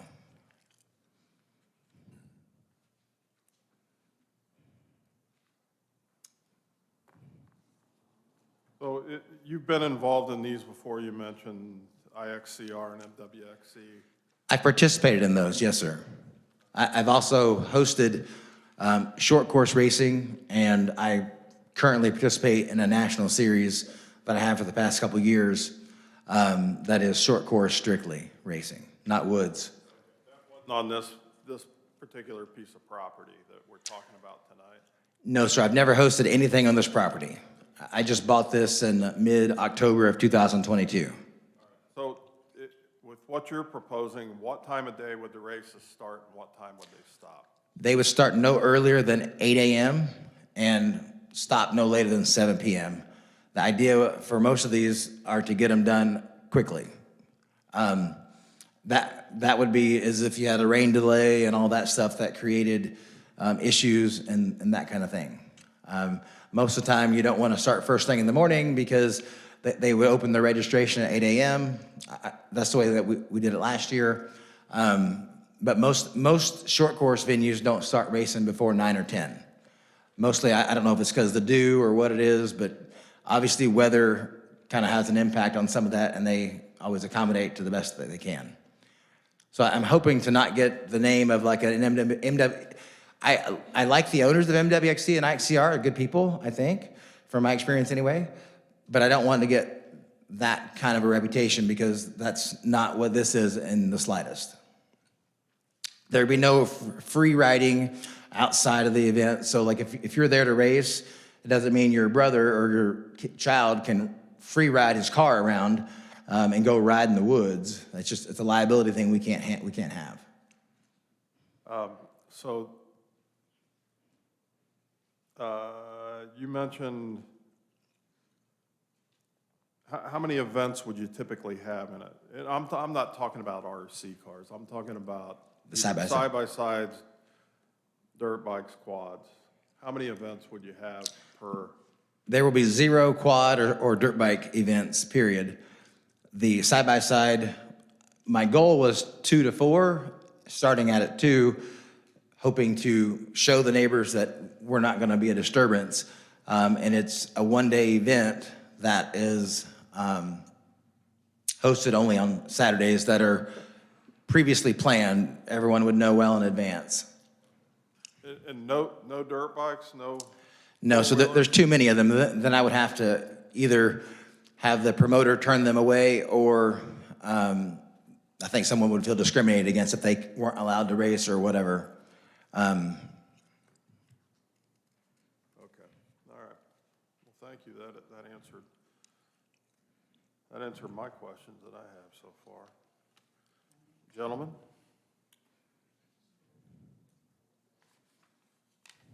No? All right. Thank you very much. Yes, sir. All right.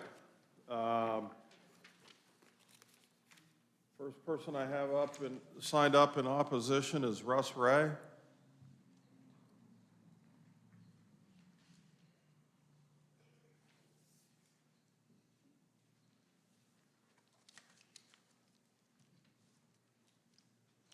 Russ Ray, Eminence, Indiana, 6548 North State Road 42. Thank you. I have raced all my life, and I mean, at one point or the other, I don't know if he's talking about RC cars or four-wheelers or quads or what. But I know in our area, we don't have an ambulance service to take care of that kind of facility. I mean, even if he if he had one of them deals, then he would have to bring his own ambulance service in. But even with them, they could only go outside the property line for a regional ambulance to take them to the hospital.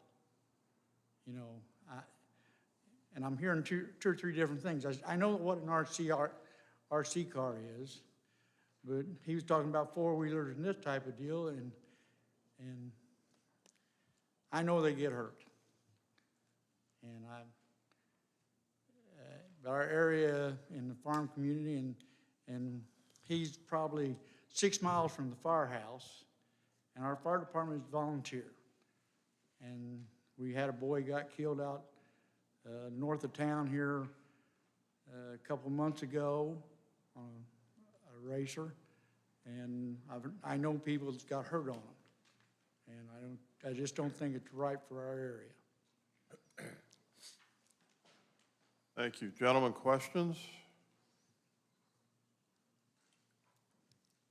Does your property adjoin?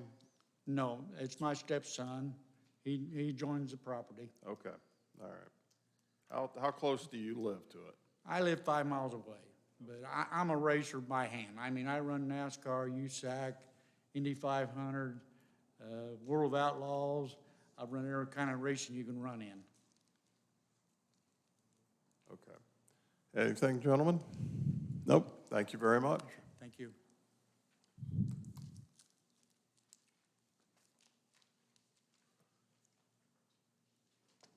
Mrs. Ray? Thank you. Bill Rumbaugh?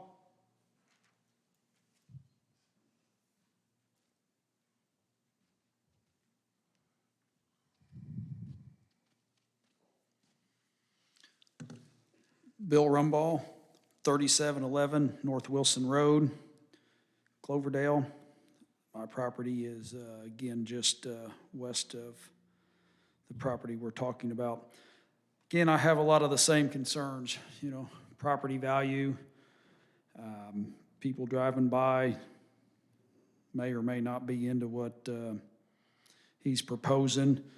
Reiterate on Russ and the safety. I did talk with the fire chief about this, and we're just a volunteer. If something bad happens to an individual out here, they could be in serious trouble.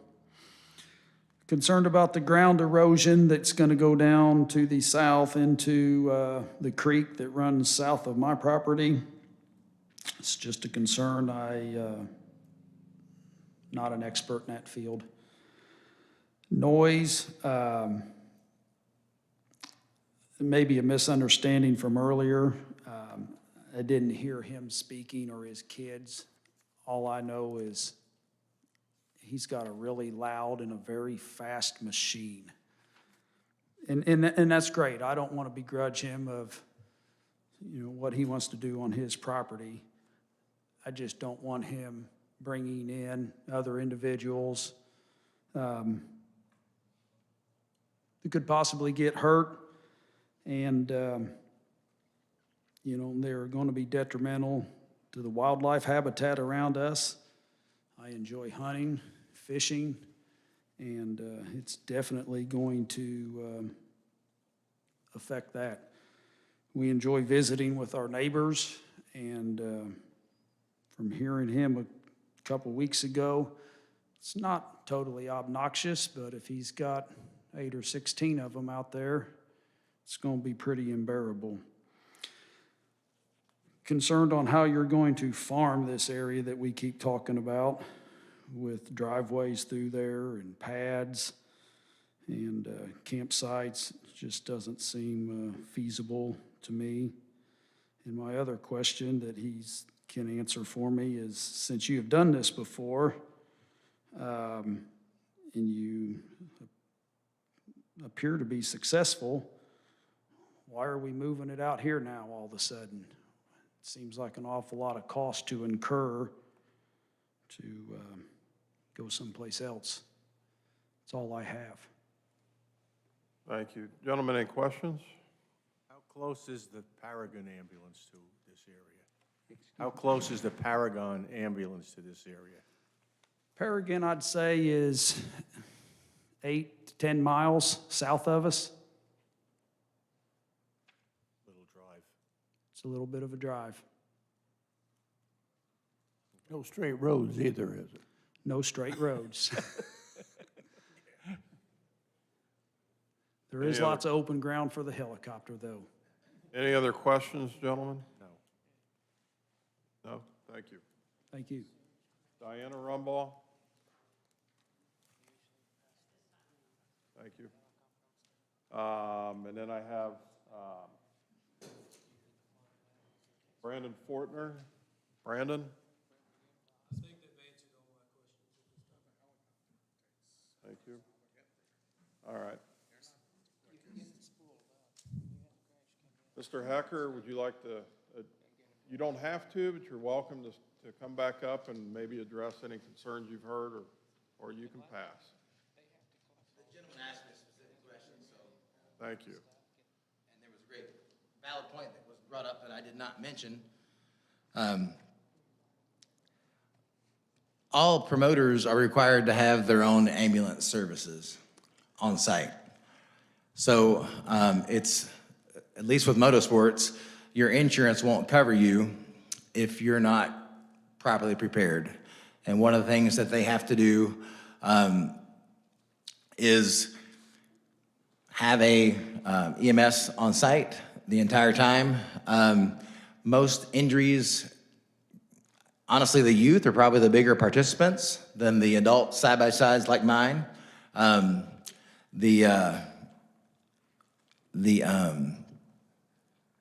Really, any injury with a youth is life-flighted out for the most part. So a tad bit of history for me is I've always had an adrenaline side to me. The counselor told me once as I was growing up, what are you gonna do to get rid of that? Or what are you gonna do to replace that? So that's one of those, I mean, how do you replace that to be responsible?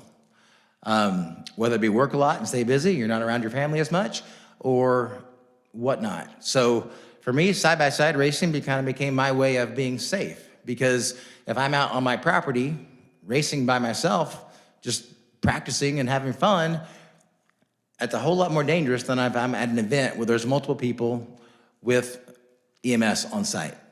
I actually hosted the series called Mud Tracks, which is ironically the same name as the not-for-profit. One's a dot charity and one's a dot racing, which I donated to 2 individuals, of which one of them's son had a very serious injury last year at the last race, and he was life-flighted from the Badlands out, because I don't know that they necessarily have great services out there, but again, we had EMTs on site. The chopper flew in and flew them out. So from my experience, most children injuries are pretty much life-flighted just as a precaution. But and kids' parents were interested, and they've taken over the series because it is not something that is going to make money. It's more of something that I wanted somewhere local to play.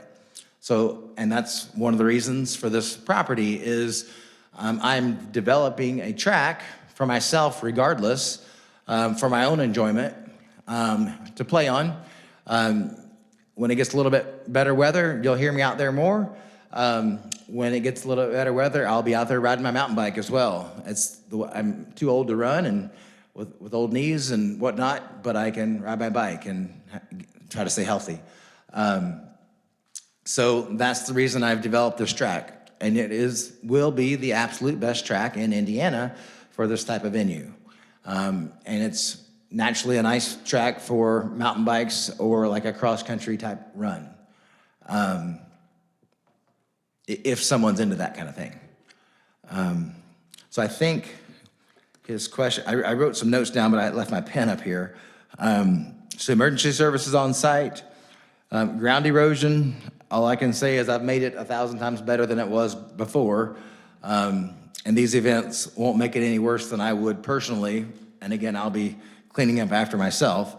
The noise, I can get what they're saying. If you don't like to hear the noise, that might be something I can't overcome. The only thing I can say is hopefully 2 Saturdays out of a year won't be so bad.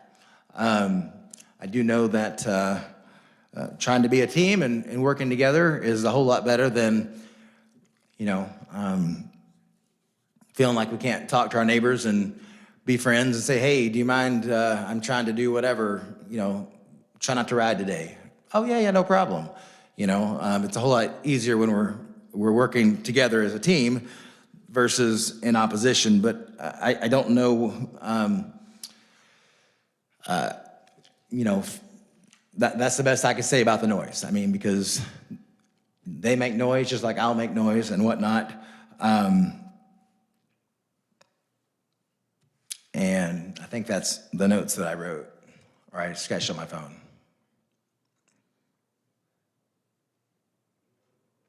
Okay. Gentlemen, any questions? No.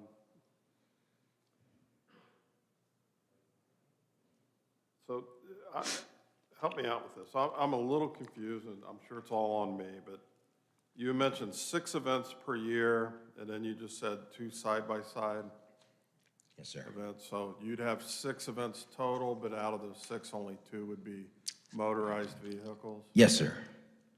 Okay. Unless you included the RC cars as motorized, so I don't want to. Technically, I guess maybe you would, but Okay. I'm not trying to split hairs on that. I just didn't want to be misleading. I appreciate that. Thanks for the clarity on that. All right. I don't have anything else, gentlemen? No? Okay, thank you very much. Yes, sir. All right, so just like in the previous application, we have a request for a special exception use. And in order for the board to grant this, we have to agree that the applicant meets, in this case, 6 findings of facts. The first statement is the establishment, maintenance, or operation of special exception will not be detrimental to endanger the public health, safety, morals, or general welfare. Applicant indicates that's a true statement and states having adequate land, adequate ingress, egress, and one-day only events. Additionally, we plan to host events on the middle to back of property, the south side, where it is out of the way of most neighbors and roughly 1,000 feet off the main road. This also minimizes congestion on Aubrey Road while entering property and parking. Under 2.2, the special exception will not be injurious to the use and enjoyment of other property in the immediate vicinity for the purposes already permitted. The applicant indicates that's a true statement and writes, having adequate land, adequate ingress, egress, and participation limitations, this proposal is meant to have as footprint as possible for the type of venue hosted. Most of the neighboring ground is farm, and this will not impact that at all. I even plan to continue farming most of my ground. I spoke with Steve Ream, immediate neighbor, and agreed to come up with a solution or discontinue events for the following year if something bothers him. Under 2.3, the statement is the establishment of the special exception will not impede or substantially alter the normal and orderly development and improvement of the surrounding property for uses permitted in the district. The applicant indicates that's a true statement and writes, having adequate land, adequate ingress, egress, and event layout, the events are designed to minimize any disturbance in the area. I also plan to continue farming most of my ground. I also spoke with Steve Ream, immediate neighbor, and agreed to come up with a solution or discontinue events for the following year if something bothers him. Under 2.4, adequate utilities, access road, drainage, and other necessary facilities have been or are already provided. And the applicant indicates that's a true statement and writes, the property's drainage has already been dramatically improved since I purchased. The 24-foot ingress egress is in place, and in the event the ground is going to be wet, I'll put additional gravel down for parking. Promoters are responsible for providing portalets, EMTs, and water truck if needed, or illegal dumping. The course proposed for use is a course I personally laid out for mine and my kids' enjoyment and laid out in a way that allows water to continue to flow naturally to minimize maintenance of the course. Under 2.5, adequate measures have been or will be taken to provide ingress and egress so designed to minimize traffic congestion on the public roadways. The applicant indicates that's a true statement and writes, there's a 24-foot driveway onto the property that extends from Aubrey Road back 700 feet. I extended the drive and added a turnaround for parking, added a turnaround and parking area for ease of access as well. And lastly, under 2.6, the statement is a special exception will be located in a district where such use is permitted and all other requirements set forth in the UDO that are applicable to such will be met. The applicant indicates that's a true statement and writes, we discussed with the Plan Commission and they said it is possible and to present here for approval. Under the technical reports, the health department states they have no objections. The surveyor states that the drainage and erosion control is inadequate and the owner will need to submit a drainage plan to the surveyor's office prior to any construction is started. For the staff report, staff's recommendation states that they would support the approval of the special exception for the rural event venue if it were limited to one event the first year. This gives the petitioner the opportunity to hold a race event and learn from the experience, and it gives nearby residents a chance to experience an event and find out if multiple events should be allowed in the future.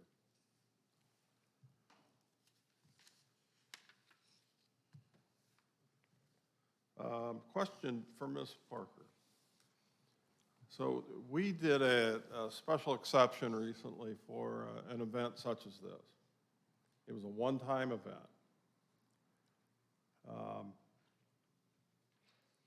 If the board is so inclined to allow this or to vote in favor of this application tonight, what's the difference between that and the one, filing for the one specific event?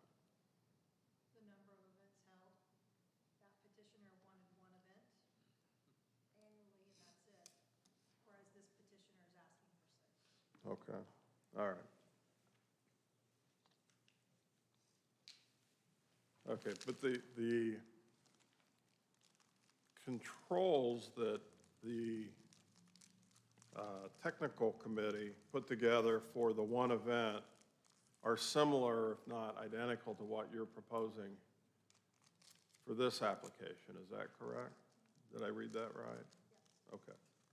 In the case of the prior request, we had the event organizer present as well as the petitioner, and we're able to flesh out all of the details, and we didn't have that opportunity because we weren't going to meet with 6 different individuals, especially when there weren't 6 events planned.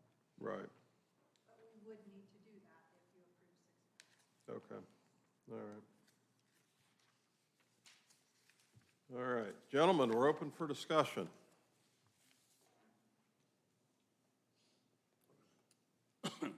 Personally, I'm not for the side-by-side races. The other activities, I guess, be all right with me. But the side-by-sides, I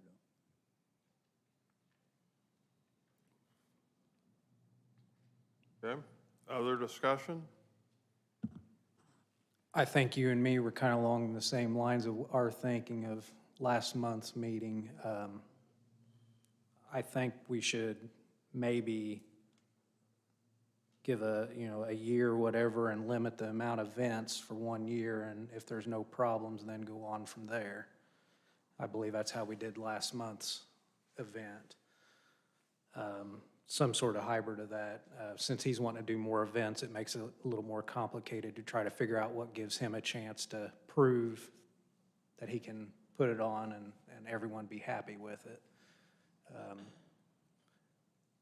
And I don't know if we can say just one, because he might just run the RC cars. No one's going to complain about that one, and then we're like, oh, go ahead, have 6. So I think we got to find a way to have him do the side-by-sides and at least once, that be an event.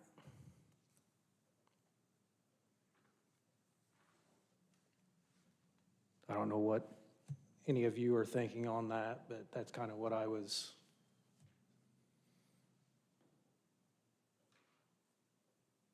Barry, any thoughts on this? Oh, my one thought that I'm thinking hard on is when you have an event like that, you might want to think about having a police officer around for traffic control and crowd control. I think, well, my thought on it is, I'm thinking the same way I did on the previous one. I don't think the applicant meets 2.2. The injurious to the use and enjoyment of other property in the immediate vicinity for the purpose already permitted. I kind of throw everything up against, is this what I would want to sign up to live next door to? And these landowners have been there for a long time, and there's not 100 of them out here tonight, but I don't think that makes their voice any smaller. And again, it's just, we have some of these go on in the community that don't even come in front of us. They don't ask permission, they just have it and see, let the chips fall where they may. And I appreciate the applicant wanting to do it the right way. I just don't think we've got enough. I don't hear enough from the applicant, and it's no knock on the applicant personally by any means, because this is all new to most people that come in front of us. It's just really enough of the plans to make sure that this isn't something that's going to turn into a regret on our behalf for all the neighboring property owners out there. Again, it's his property, and there are certainly plenty of things he can do on his property and not ever have to come in front of the board. He can ride his own four-wheeler, he can bring his friends onto the property or side-by-side and do all those things, but we're not talking about that. We're all talking about opening up a business. No matter what he does with the profits, really, to me, is irrelevant on this. That's not part of the pieces that we're tasked with reviewing this against. We're tasked with reviewing it against these findings of facts here.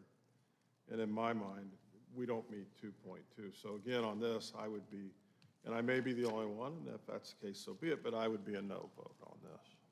I didn't hear what you said. I would be a no vote on this.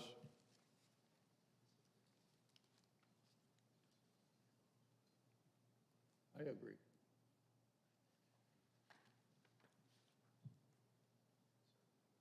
Any other discussion? Well, and I see your point, but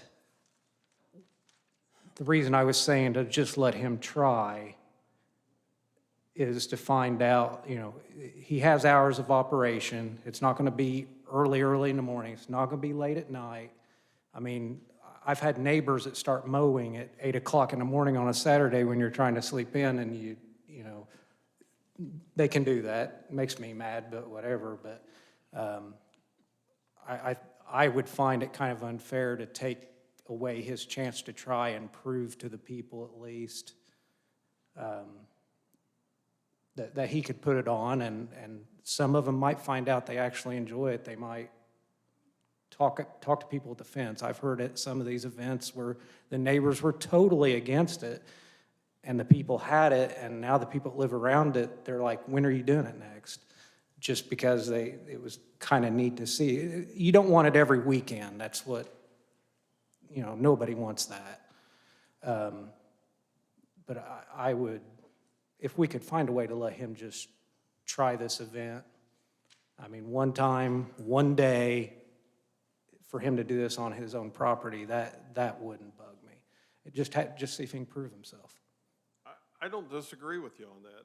I think those are good points, and I don't question that he can do things the right way by any means. It sounds like he's got a lot of experience with this, doing it. My stumbling point on this is I don't think he's met the finding of fact 2.2, so giving him 1 day or 6 days isn't going to make him meet that, in my mind anyway, that one particular finding of fact. Now, were he to come in 2-3 months from now and apply for a 1-day event and have all of his ducks in a row and articulate to each one of these that removes any doubt that he's meeting these findings of facts and give him a shot to do a 1-day event for that, you know, I would hear that as a completely new application, and I voted for those in the past. I'm not saying I'd vote for this one. It all depends on what's presented and again, what the neighboring property owners have to say about it. But I can't on this one because I don't think he meets the finding of fact. From what I've heard, he didn't meet the finding of fact. So I'd be a no on this one, but I'd welcome him to come back and reapply for a 1-day event. But bring his promoter in, you know, look through what he has to meet up to it, and then present that to the board in a way that convinces the board of that. It's not, I don't think it's a big, overwhelming task, but it didn't happen tonight, in my mind. And you say 2.2 is the one that, That's the one I feel he doesn't meet. You know, it doesn't say anything to it's not speaking directly to the property values, it's the use and enjoyment of the neighbor's property, and I don't think he meets that. And I would probably challenge again, The 2.1's got the noise and safety issues there too. yeah, I mean, I don't know that it mentions noise, but the safety and morals, and I think, again, when we had the developer in for the one a month or 2 months ago, I don't remember exactly when it was, we heard, here's the plan, here's who's going to be there providing medical services, here's who's going to be providing security, here's what time it's going to start, here's what time it's going to end, which Mr. Hecker did provide that. But we knew where the trash was going, who's going to be removing it, who's going to be cleaning up, and everything after that. And again, I think at that time, I didn't have any question that they met the findings of facts on that. And like I said, as I recall, I voted for that. But as this one stands, I would be a no vote on it. And again, we got to meet findings of facts, and that's why there's 4 of us sitting here having this discussion. We don't have to all agree. We need a majority of 3 to approve or deny something, and we're all going to have differences of opinion. In my opinion, and mine only, 2.2 wasn't met.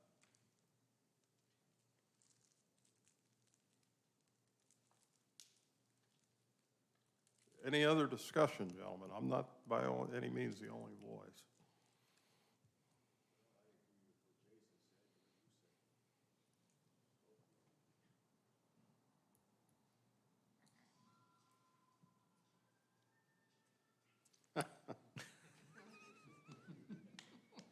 All right. Okay, any other discussion?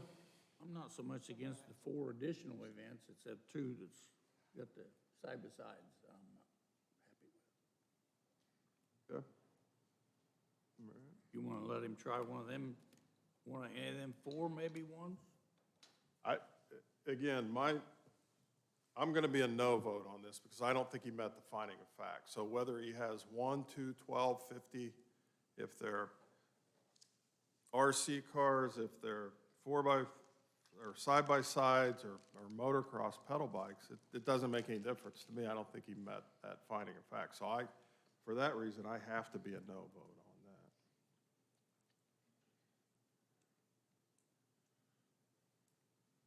That's your motion? No, I'm not making a motion. We're still having discussion. Any other discussion?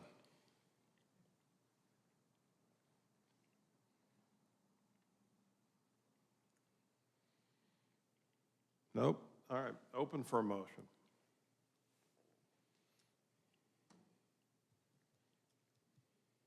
Make a motion, we don't accept it. Are you making a motion to deny Yes. based on? Based on, I don't think he has everything he's supposed to have done. And then the property owners and the noise, safety, and then to me, the safety is from the side by side myself. All right, so I have a motion to deny on application SC-23-03. Is there a second for that motion?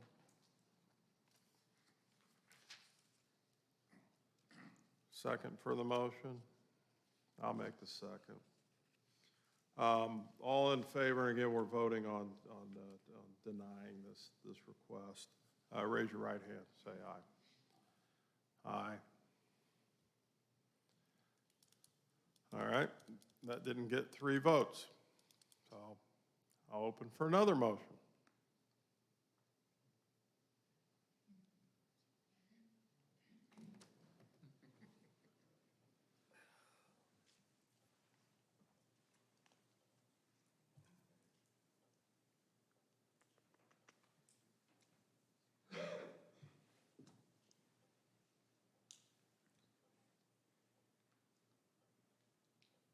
Anybody care to make a motion?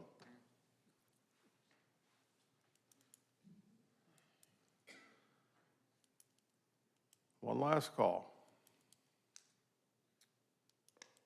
Nope. All right, takes 2 to approve it. We didn't get a motion to approve, which is the same as denying your request. Thank you.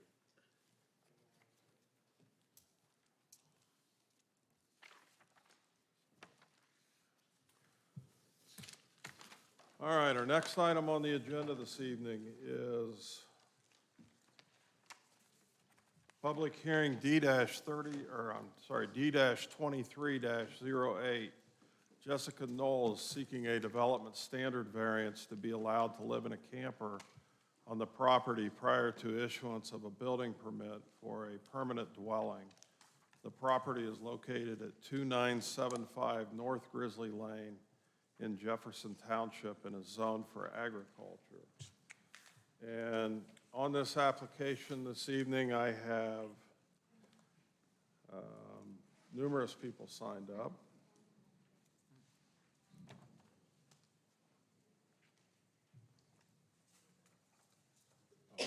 Thank you.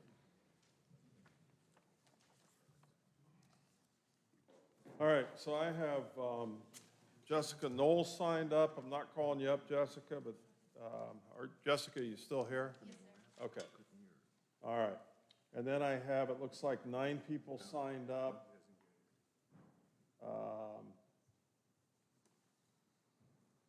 Actually, it looks like maybe 11 signed up in opposition, and no one signed up as an interested party in this. So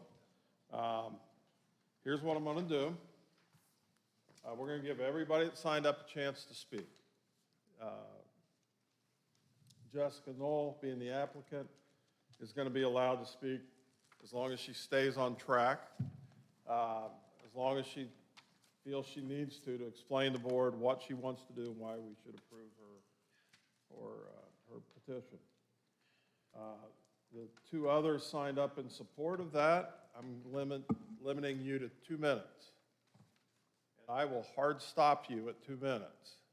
And those opposed, the same thing. You're going to be limited to 2 minutes, and we do this frequently when we have a large group of people speaking for or against.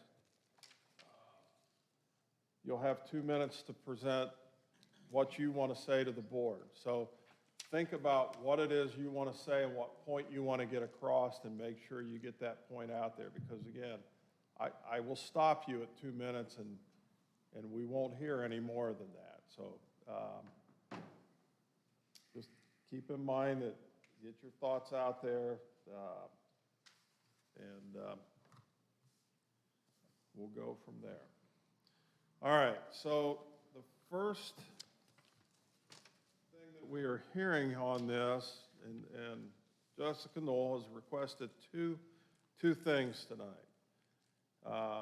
This one is asking to be allowed to live in a camper Did I already read that? You did. You started doing that. Okay. All right. Allowed to live in a camper while she's building a permanent residence, it sounds like. So that's what we're talking about on this one. So if you come up for it, if you come up against it, let's keep it onto this one here. All right, Jessica Knoll, come on up.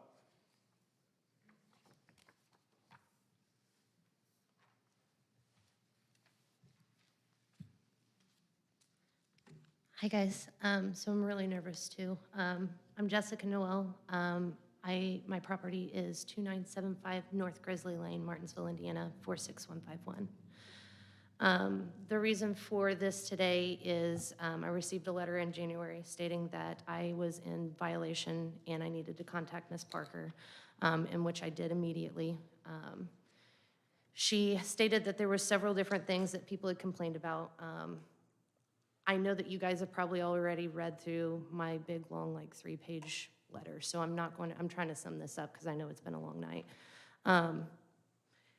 December 23rd, 2020, I did lose my husband in a tragic house fire 2 days before Christmas.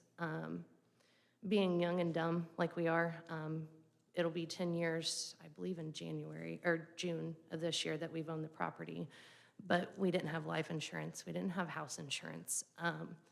My husband was an alcoholic, so I was the only source of income.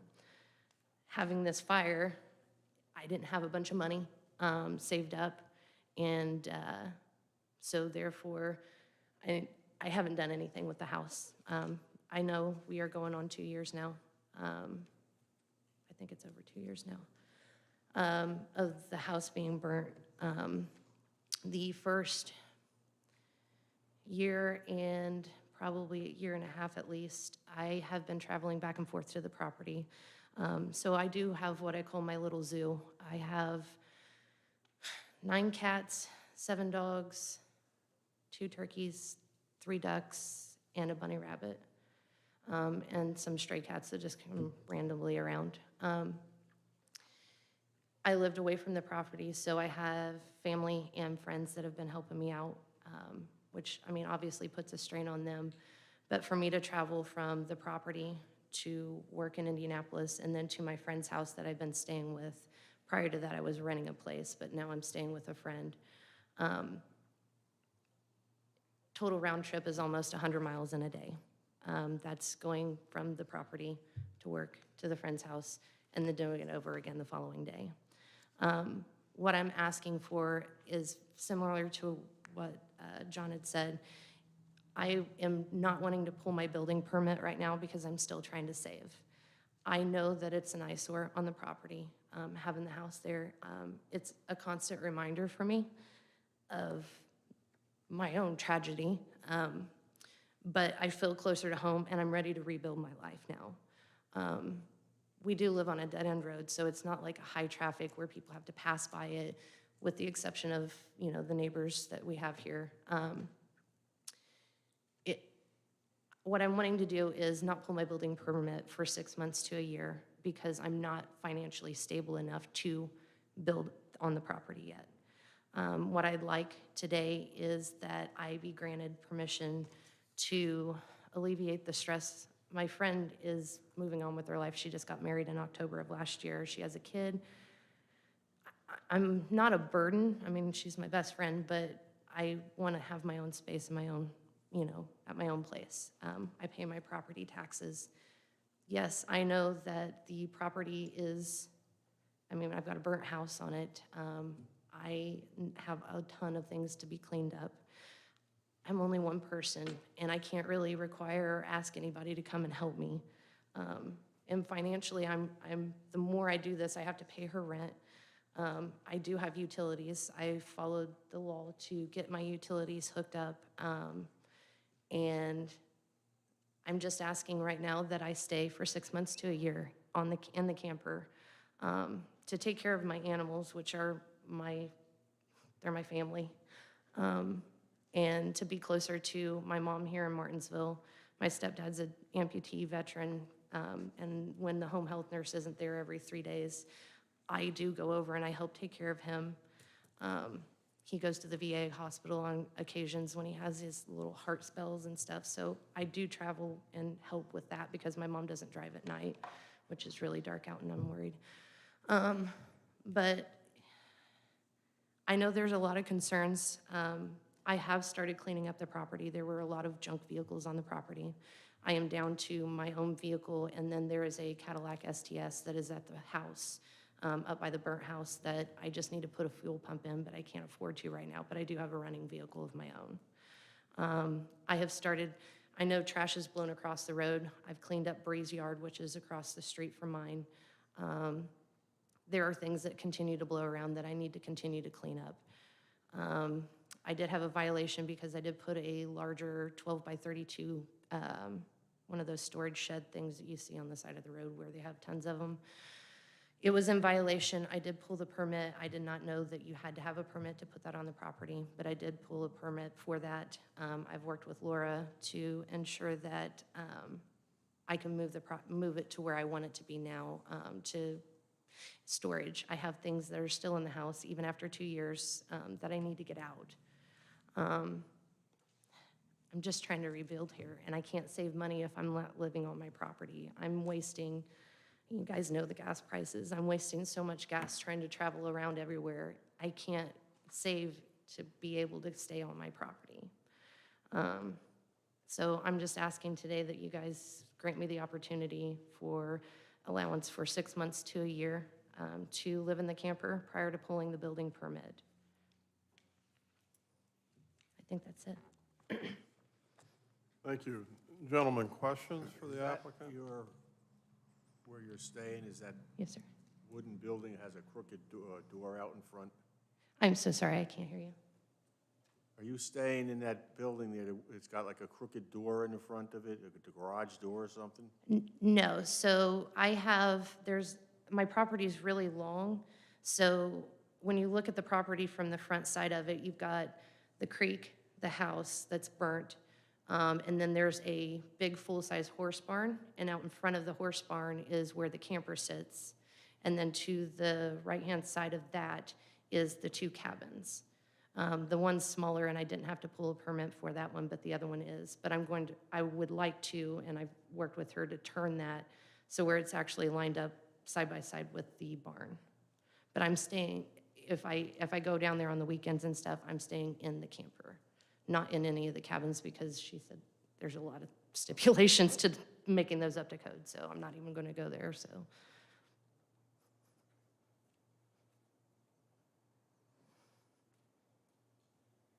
Gentlemen, other questions? When do you feel you would be ready to pull a building permit? I do believe if I had 6 months to a year, I mean, I do make good money. Again, I'm spending it a lot right now, but I believe within 6 months to a year. So honestly, by the end of, I would say, October or November of next year, my ultimate goal is to begin building. So pulling the building permit mid-June of next year. Thank you. Yes, sir. Thank you. Other questions, gentlemen? I don't have any. Rumble, nothing? You're presently employed. Yes, sir. I'm office manager, operations manager for Indy Roof Rangers out of Indianapolis. Could you have a little better estimate of how much time you would want to be staying in this camper? So, I mean, honestly, if I stay there 6 months to a year, so if I pulled my building permit in June of next year, which I think would be a reasonable amount of time, I think that might be a little over a year. I would say by the end of the year, I would be able to reasonably have something built. I want to pull the building permit, so I'm looking at almost a 2-year span, honestly, being in this camper.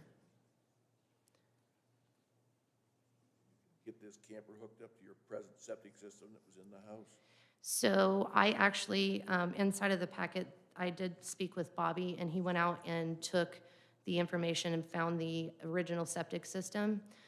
So inside of the RV it's self-contained, and then on the outside, inside of there, there's also a tank that you drain your septic in. He is actually allowing me, he said that there is an active working septic system, so I can actually jump it into the existing septic system up there without having to tie it in. The amount of money that I would spend to put what they call a grinder in, which is where it grinds and then pushes the sewer up to the actual septic system, is not feasible. But with the existing structure, REMC won't hook up the electric at the house. Even if I put it on a temporary pole out there, we ended up putting it at the barn because I had a meter down there already. I just needed to have the box put in. And then they made sure, that it was current. But to move the camper and everything else up there REMC won't allow me to have the temporary pole up there because because of the burnt house. Have electricity in this trailer? Yes, sir. Yes. I actually pulled. REMC? Yes, sir. I did pull the building permit for that. And then I worked with them. They did hook up the electricity.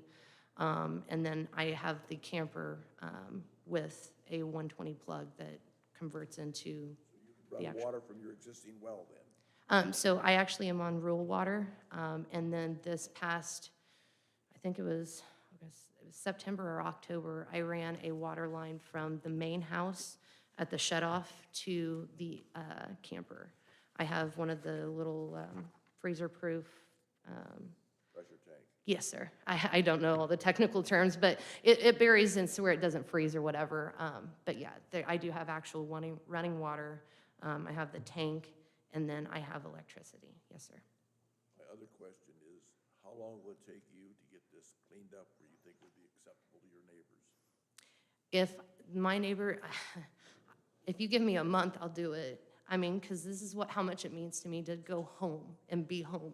If I need a month, as far as tearing the house down, I'm not going to be able to tear the house down in a month. That costs money to have, backhoes or whatever and come and tear it down. I will definitely, within a month, accommodate. I know inside of the little, what we call the horse ring, there is a pile of trash that I will eliminate. I will rent a dumpster. I will start trashing that out. I will board up the front of the house, which I know is actually open right now, and make another entryway that's not so visible to everybody, so where I can actually dump the sewer where Bobby has shown me. If you guys give me, what are we in, March? By the end, the end of April, I will have everything done as far as cleanup goes. And then it's a savings game. I'm going to continue to work on the progress. There's several of the neighbors that have been volunteered and willing to help start trashing out the house and getting it knocked down. But, again, this costs money that I don't have because I'm everywhere but where I need to be at home saving. I have no further questions. Thank you. No further questions. Thank you. Gentlemen, any other questions for the applicant? No? Okay, thank you very much. Thank you, sir. Let's see, the next person I have signed up to speak this evening in support of is it Elisa Balser? Thank you. And LaDonna Davis.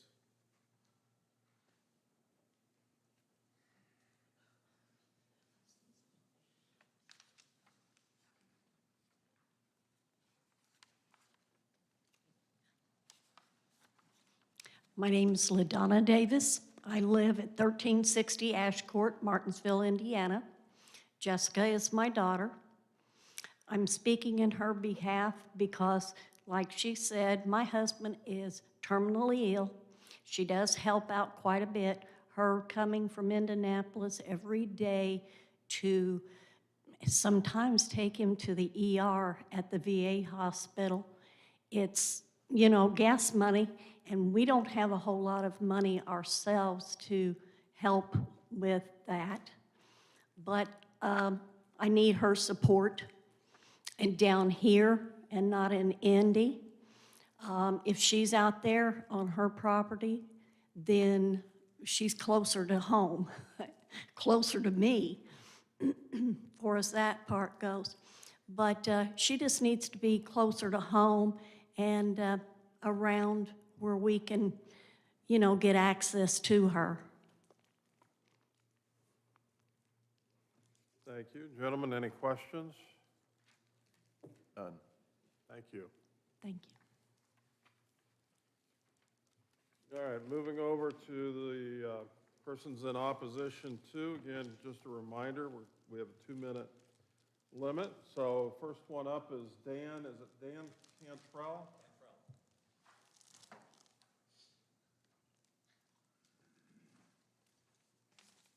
My name is Dan Cantrell. I'm at 3150 Mount Olive Lane.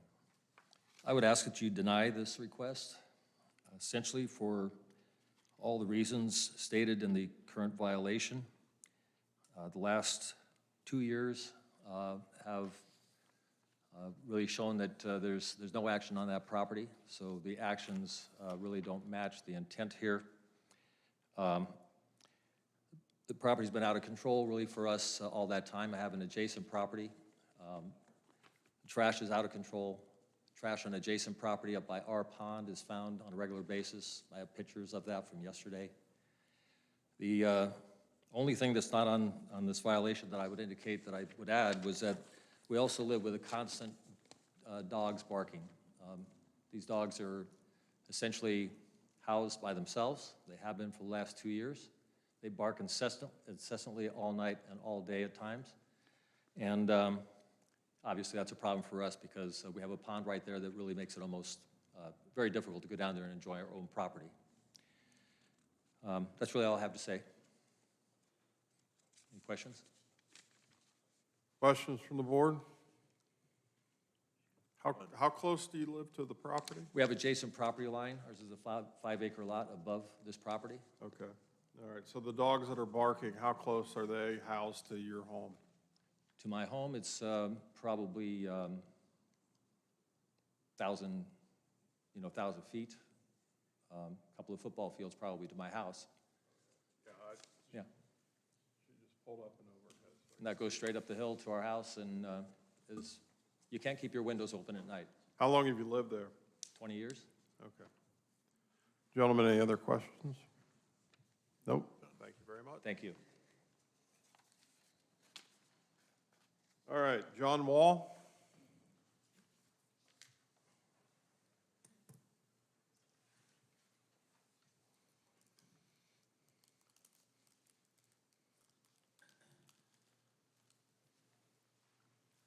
My name's John Wall, and along with my wife, I reside at 3215 Mount Olive Lane. My land is not contiguous to the petitioners, but it falls within the 660-foot radius of notification. We've lived there for 36 years, like I said. I don't want to rehash what Dan said, but every problem he brought forth is very true. All you have to do is come out and sit on his back porch and take a listen. But something everybody seems to be overlooking is your own rules.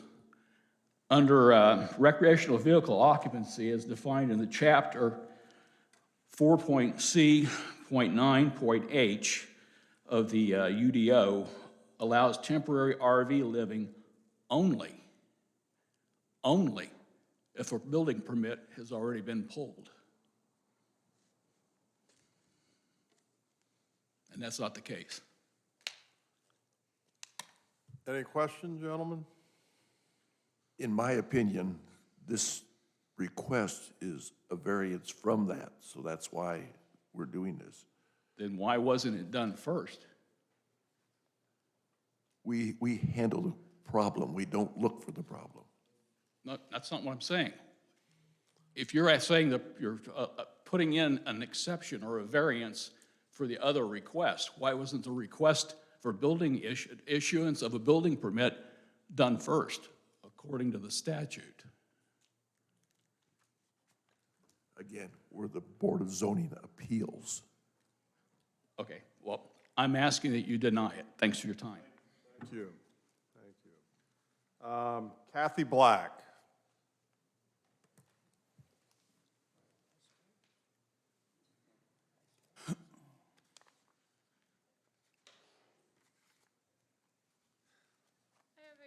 Statement from a neighbor who is unable to attend. Shall I read that, or? We'd prefer you not. Okay, then I will stick to mine. My husband and I live at 2761 West Grizzly Lane, and we have to, or actually Grizzly Trail, sorry, we have to drive past this home. This property is at the beginning of our private driveway. And it's not exactly just the burnt out home that the neighbors are complaining about. It's the trash. It's the piles of trash. It's the RV with the no trespassing signs spray painted and plastered on. It's the mud that is next to the RV that indicates that somebody's driving through the grass, but when Ms. Knoll is saying that the RV is being emptied at the Flying J, there are no tire tracks near the RV to show that that has been moved. It's unsanitary. The prior home did not have a working septic system. Numerous neighbors along Grizzly Trail and Grizzly Lane have seen, unfortunately, Josh, her fiance, the owner of the property before her, dumping fecal matter into Goose Creek. It's common knowledge along the road that there are unsanitary conditions there. We're concerned about her living in an RV now for 2 years. The condition of the property prior to the home burning was less than sightly. It's always had trash piled up, at least before the trash was in the back. Hang on just a second. Gentlemen, any questions? No? How long have you lived there? About 13 years.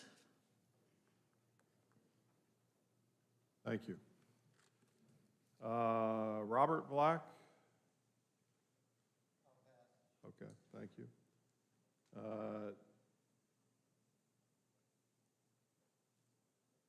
Martin Rusi? Did I get that right?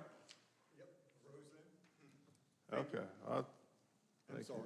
Cut me some slack. My name is Martin Rosley. My wife and I, Martin and Lori Rosley, we live at 3211 Grizzly Lane since about 27 years.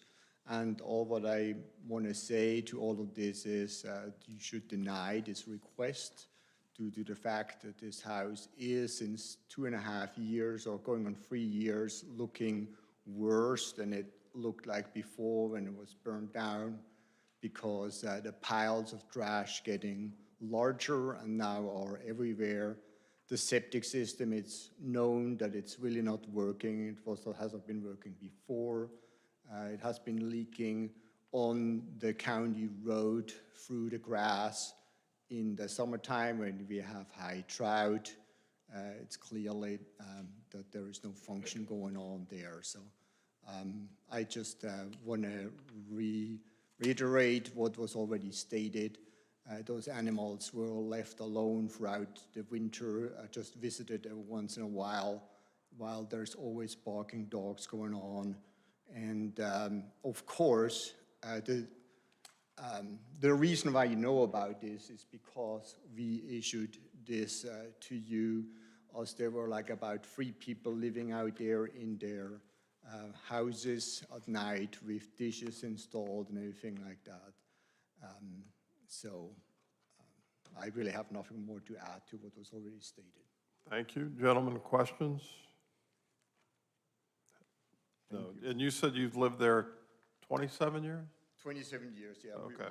Yeah. All right, thank you. Thank you.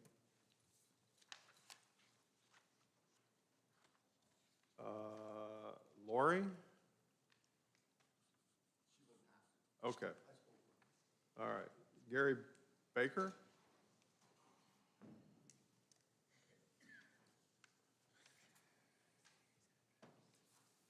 Yes, good evening.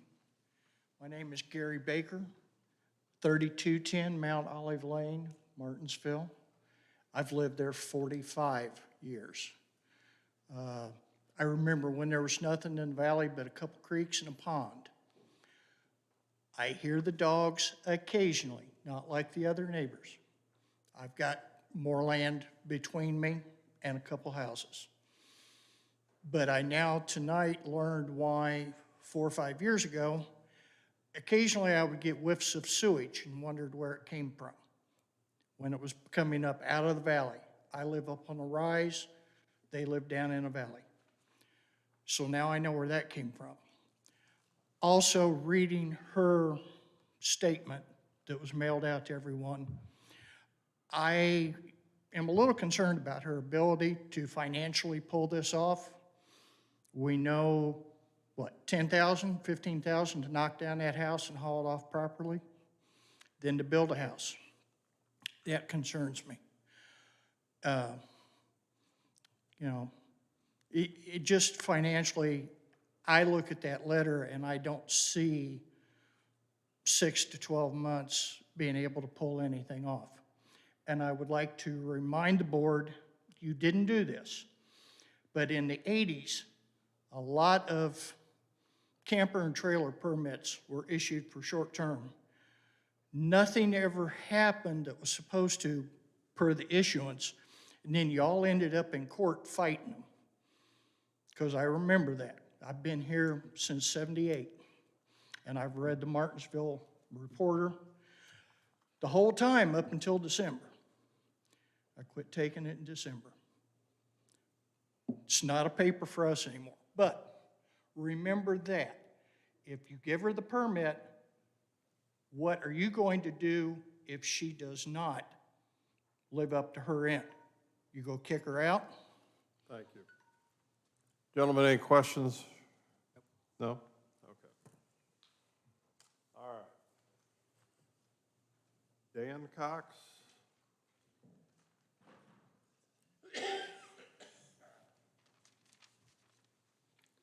Dan Cox, 3133. I do not want Jessica to be able to live in a camper for many reasons, but the main reason is that she's had 2 years, over 2 years to clean up the debris in this house that caught on fire, and she hasn't done anything to that. And if anything, what she's been doing, she has been living down there for about 6 months, and I don't think she's living in the camper. I'm about 100% positive she's living in that larger shed. And she's taking all of her, she isn't paying for trash pickup, and she's taking all of her trash and just putting it in a pile and burning it, and what don't burn blows around. I'm picking up trash all the time in my property. It's just a never-ending battle with the trash, the dogs barking nonstop. I mean, bark, bark, bark, bark for 15 hours sometimes straight, nonstop. I mean, I've lived there for 28 years. It used to be so peaceful down there, and now I can't even go outside without having music blaring. And these are red-bone coonhounds, the loudest barking dogs there are that bark nonstop. It's just, something's got to give.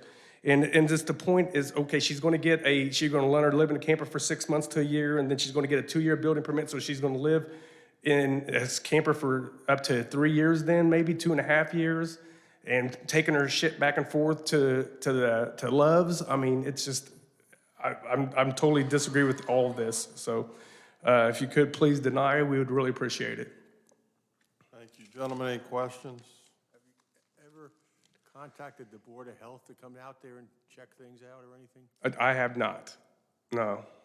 I just pick up the trash. And we have talked to people about the dogs. The dogs is the main issue. I mean, the dogs are just nonstop barking all the time. And I don't know what we can do about the dogs. And she breeds them. And what happens is she had a male and a female, and I know some dogs died in a fire, but she'll breed these dogs, and then she'll sell like a litter of 8, and maybe she can't sell like 2 of them, and then she keeps those 2. And then she'll do that again. And now she's got like 7 dogs barking down there inside, cooped up in a barn all the time. They're just absolutely miserable. And when it's 20 degrees outside or 0 outside, they're freezing in the barn. Yeah.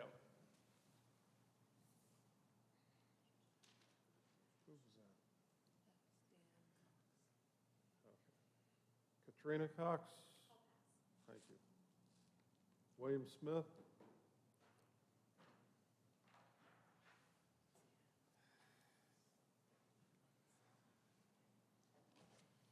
My name's William Smith. I live at 3170 Mount Olive Lane. Her property is adjacent at the bottom of my property, and as others have renovated, the dogs are barking constantly, the trash.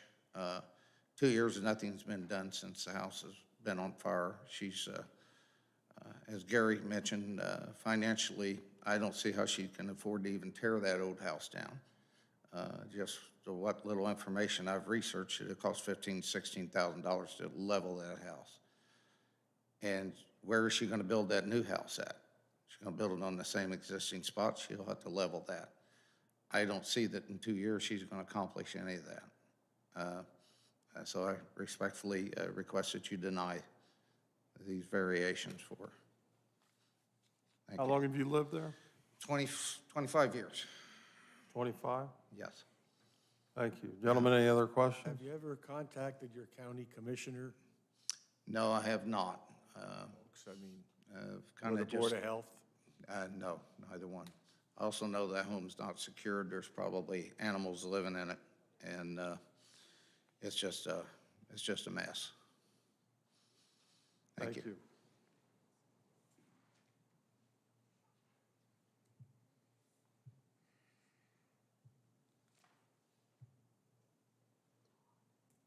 Todd Terry? Is it Terry, Todd? Thank you.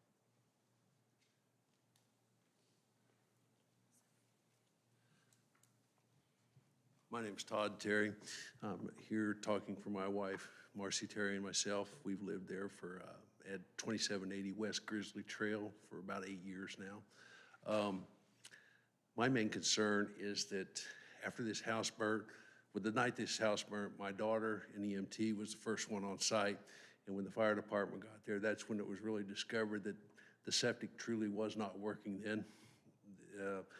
Their toilets were plastic 5-gallon buckets in the house. And she's been living in the trailer when this first started.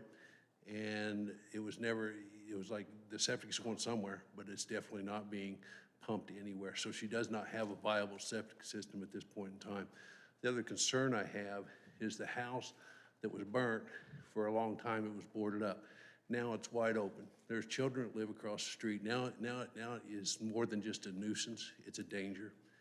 And so beyond this request, I think that it should be denied, but I also think that this house needs to be removed or made safe. And that's all I've got to say. Thank you, gentlemen. Any questions? No? Thank you very much. Is it Macy? Macy Terry? Okay, thank you. And I think that's everyone. Did I miss anybody? Okay. Jessica, I'll give you 5 minutes of time at the podium if you want to respond to some of those things. We're not here to argue, just we're here to state facts, okay?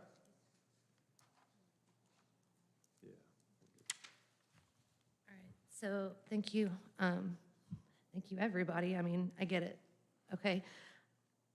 I don't know if any of them have ever been to a house fire. I'm 38 years old. I was 36 when I lost my husband of 17 years.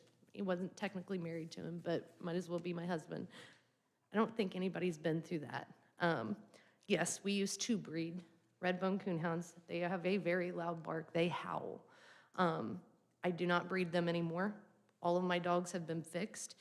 They are in a full-size horse barn. If horses are able to be in there, why is my dog not able to be in there? I have dog houses inside of each one of the kennels. So I'm not mistreating them. The Humane Society has been called on me multiple times. They have been out there and nothing has been found. They have their food, they have water, and they have hay and a dog house inside of a house. I can show rent receipts if anybody needs them for the first year and a half where I rented a house in Indianapolis, so I was not living there. My best friend Sarah unfortunately had a Pacers game tonight, so she's not here to tell you that I've been paying her rent and living in her spare bedroom. Yes, I do have a satellite and fiber out there, 100%. When I go out there, I need to have satellite. I need to have something to be able to contact somebody if I need to. So yes, I did install fiber and satellite while I'm out there. Again, Bobby went out to my property. Does he know if the septic system works? I don't think he checks for that, which is kind of like the last line of it. But Bobby went out also to notify me that I don't have buckets inside of my house of sewer. When the house was, I had a toilet that worked. I flushed the toilet. I never had any issues. So again, I've been there almost 10 years and nobody has said anything. I know that it's gotten out of control. Again, I don't think anybody has been through what I've been through, and if they have, I'm asking for sympathy. I understand that there is a possibility, a very high possibility, I can't meet what I'm trying to do here. But I'll be damned if I'm not gonna try on a piece of property that my husband and I bought together. If you guys will allow me to make this opportunity. You give me a deadline to make and clean up the trash, I will do it. If I have to continue to have a dumpster out on the site, I will do it. I will do whatever you guys ask me at this time. Again, my dogs don't bark. I have, Laura gave me some restrictions on how often I can stay, and I've been trying to stay on the weekends. The dogs, I'm not there all day. I can't tell you if they bark or not. They are coon hounds. They hear a sound, they bark. It's what they do. It's a dog. Some of them have dogs. Marcy and Terry, their dog comes down and visits my dog. Bree, unfortunately, didn't realize, because her property's in her mom's name, that she could come tonight. She just came back from vacation, but her kids are not in jeopardy of the burnt house. Again, I know it's an eyesore. I am more than happy to board it up. Again, I have things inside that I still need to get out. Whatever I need to do to accommodate, again, I just want to be able to live on the property I pay for. Anything else? No, sir. All right, thank you. Gentlemen, questions? Do you really think you can get it cleaned up In a month? this, we'll say this calendar year, with the house knocked down financially? This calendar year, I believe that I can. I apologize, I work for Indy Roof Rangers, which is actually a general construction. So our construction crew, they've offered me their dump trailers. So if it comes to you telling me I have to have by December 31st, everything tore down and all the trash cleaned up, then I'm gonna pull every string I have possible in my construction company to help. Again, this is my home that people are trying to take me out of. I didn't plan on losing it. They don't know my financial situation. And again, if you haven't been through a house fire and lost a husband, and yes, your 2 breeder dogs and your cat inside of the house fire, how are you gonna know what I am? I don't go flaunt around that I don't have the money. I don't have everything saved up. I maxed out a crap ton of credit cards, trying to bury my husband. What do you guys, at this point, yeah, if you gave me till the 31st, I'm gonna do everything in my dead level power to do as you asked me to do. We have a request here from the staff that would give you permission to end of this year, December 31st. Now, pulling a permit, I know you've got another request for a smaller house here coming up. Do you think there's a snowball's chance in hell that you'll be able to do this? Yes. I have a lot of friends and family that is willing to help me. Again, it's Clean just. up? I'm sorry? Clean up? Absolutely. That's all I have. Thank you. Yes, sir. Gentlemen, any other questions from the board members? A couple questions for you, Ms. Knoll. Did you know your neighbors were this upset about what all's going on there? Absolutely not. I wave at every one of them. And they're good people. They're not bad people. I don't think any of them are here under malicious circumstances by any means. Well, I didn't get that. What I got is they're upset that you're not maintaining your property. It sounds like it's a They drive past me every day that I come Done down. talking yet. I didn't interrupt you. I'd I'm ask you so not sorry. to do the same with me. Yes, sir. But from what I've heard them describe, it sounds like it's a dump and they're tired of it, and this gives them an outlet to come in and voice their frustration with what you haven't done. I struggle when you say you could do all these things within 30 days, but you've not taken any steps to do any of this stuff up until now. That's just me. And I shouldn't be going into that maybe necessarily right now. But I guess tying back into what Bill asked, what makes you think that, what's different 30 days from now than 30 days ago that's gonna give you the abilities, whether it's financial, physical, time constraints to achieve what you haven't done so far? I haven't emotionally been stable enough to go back to the property like that, honestly. I mean, there's no other way around it. I'm ready to rebuild my life and ready to start over again at this point. All right, thank you. Gentlemen, any questions for the applicant? No? Okay, thank you very much. Yes, sir. All right, so at this point, we end the public hearing portion of the meeting, go into the public meeting. Like we've done earlier tonight, a little different. This is a request for a development standard variance. In order for the board to grant this, we have to agree that the applicant meets 3 findings of facts. And so under number 1, it says proposed use variance, describe the proposed use of the property. And the applicant has written, when I'm able to pull my building permit to rebuild, I'd like permission to rebuild under 2 current zoning ordinance of 950 square feet of living space. I would like to build only 500 to 800 feet on space, as it is myself only and I don't need or want 950 square feet. Under number 2, and in particular 2.1, it makes a statement the approval will not be injurious to the public health, safety, morals, and general welfare of the community. The applicant states that's a true statement and goes on to say, I would obviously abide by the law and ensure I built only approved and executed plans to ensure safety is met and all septic and electrical is properly installed. Under 2.2, it makes a statement, the use and value of the area adjacent to the property included in the variance will not be affected in a substantially adverse manner. The applicant indicates that's a true statement and writes, me building a smaller home would not bring down property values. It will be easier for me to maintain. Also, I will have removed my burn home to bring up the property value. Under 2.3, the statement is the strict application of the terms of the ordinance will result in practical difficulties in the use of the property. The applicant indicates that's a true statement and states if I was granted approval, I would build faster. I wouldn't have to save as much. If this is not approved, it will take me longer to save and rebuild. Under the technical reports,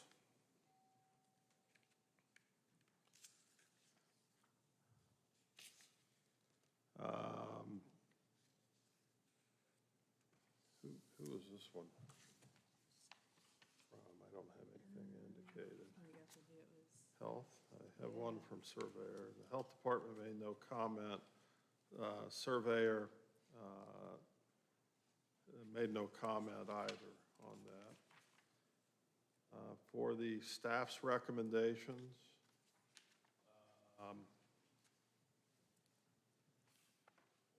written the following. On finding of fact number 1, it asks if the public welfare will be harmed if this request is approved. This is a residential use in an area where residential uses are permitted. So reducing the minimum square footage would not be injurious to the neighbor's use and enjoyment of their own property. Am I reading off the wrong one? I've got the whole wrong application here. No, that's all right, I've got it here. Folks, I apologize. Let me see here.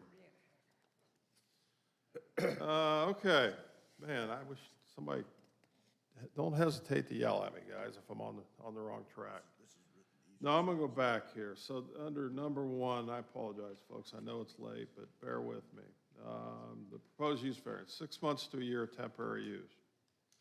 I have 7 dogs, 9 cats, 1 bunny, 2 turkeys, 3 ducks. I take care of daily.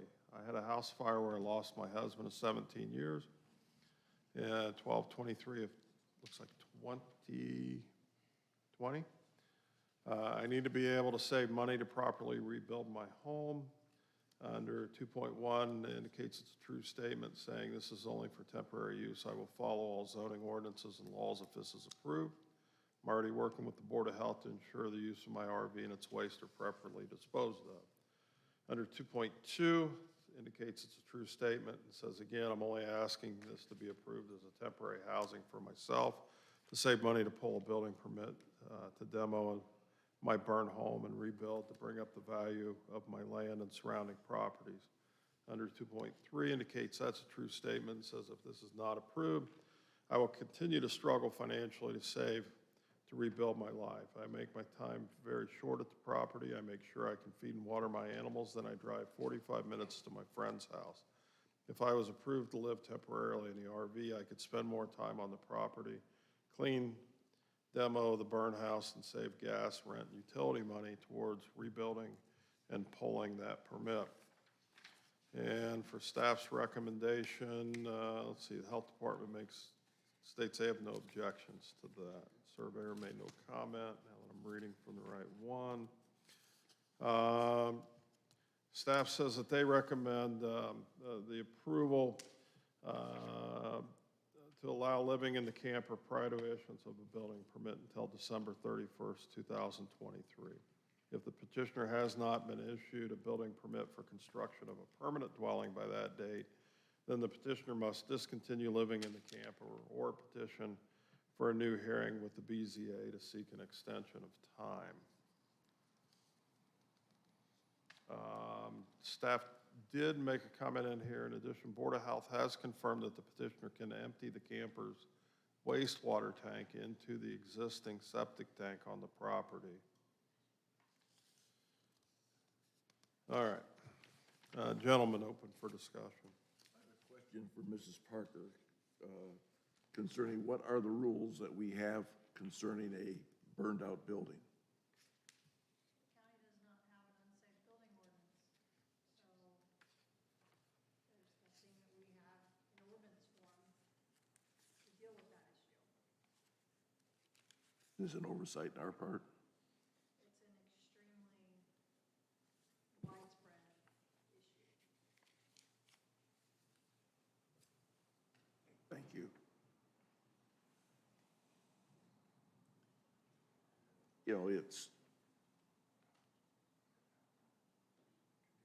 don't know how to phrase it, but I keep hoping that if she lived there, she'd clean it up. December 31st is not very far away in my book.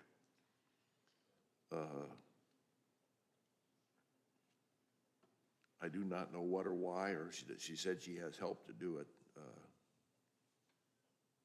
If I could see and the neighbors came and said that it was really cleaned up nice on December 31st, I could probably say live there a little longer.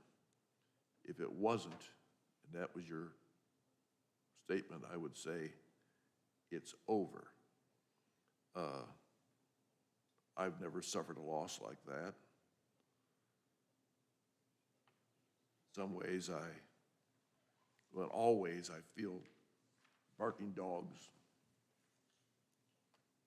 I don't know what to do about that. But not cleaning it up is reprehensible. And I feel the same way about kicking somebody when they're down. This is a great job when you get to do things like this. I sort of feel damned if I do and damned if I don't. I don't know how else to put it.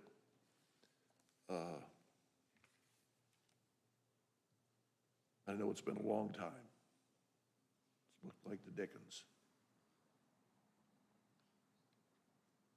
Do I think she's gonna be successful? I hope, but I'm not betting any money on it. I would probably say, and hope you don't hate for me what I'm saying, that I would give her till December 31st. But Lord help her if it isn't done, because then I would lose any sympathy I did have.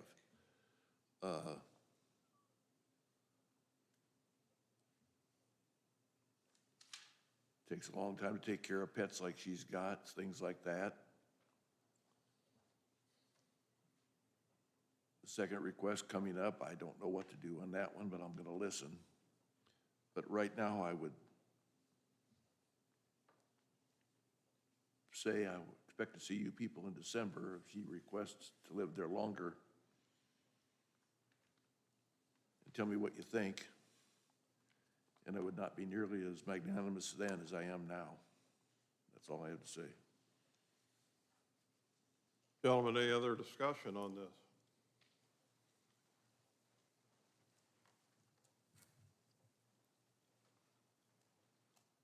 I don't know, is this some kind of problem that Habitat for Humanity would get involved in and help her out? Yes, it's something that would happen, but it's gonna have to be a clean site. And generally, they own the property when they do this. They are not always building, but that again is subject to what they want to do. Like I said, it'd certainly be something that would be handy for them to do, but it's gonna have to be cleaned up, and I know bulldozing and hauling away trash is ungodly expensive.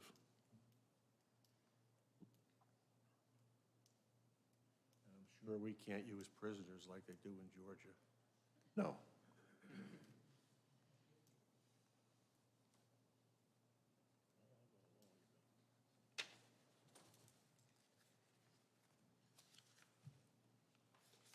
Other discussion, gentlemen?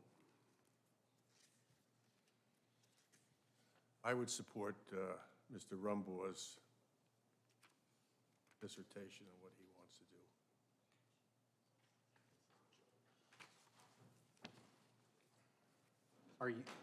Are you talking just pulling a building permit by that time? Because really before us has nothing to do with cleaning up, if I'm correct. I would want it cleaned up. I mean, I'm not saying that, It could be a little bit at a time. it could be a little bit, but I mean, by then, trash. What we needs to be have right removed. here is for her living in the camper. That's all this application is for her Yeah. to live in a camper. It has nothing Well, to I do just with. made the comment that I would vote for it, but December 31st, if it's not cleaned up, it's gonna be one cold winter. That's just the way I feel. I expect to see more results by December 31st with these petitioners coming back and saying, hey, she's made an honest effort. I mean, we're talking about building. So the cleanup would have to be a stipulation within the motion then, is Definitely, what it you're would saying? be, it would Okay. be in the motion that it would have to be cleaned up. You know, we're asking for a smaller house right now, but we don't even have a building permit, so I don't see how we can do anything on that. We can deny it would make any difference, but I'd like to see it cleaner.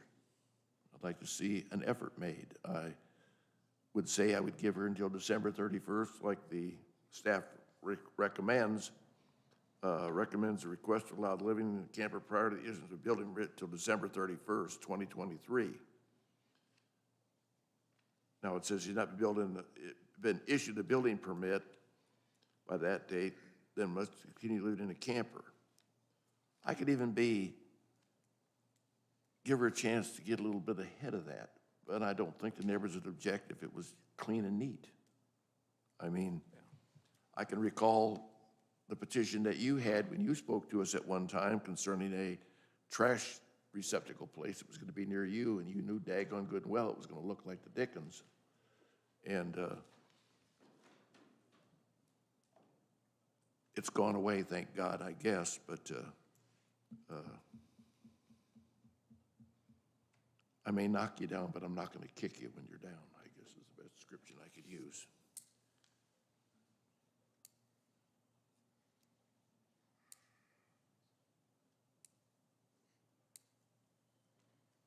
Other discussion, gentlemen? Agree with Bill. Gonna have to clean it up a lot, and maybe get some friends to help her. There's a lot of different ways you can clean up. You can recycle, you can burn, clean it, you can bury some of it. There's a lot of stuff you can do to clean up. So are you saying clean up or the old house gone?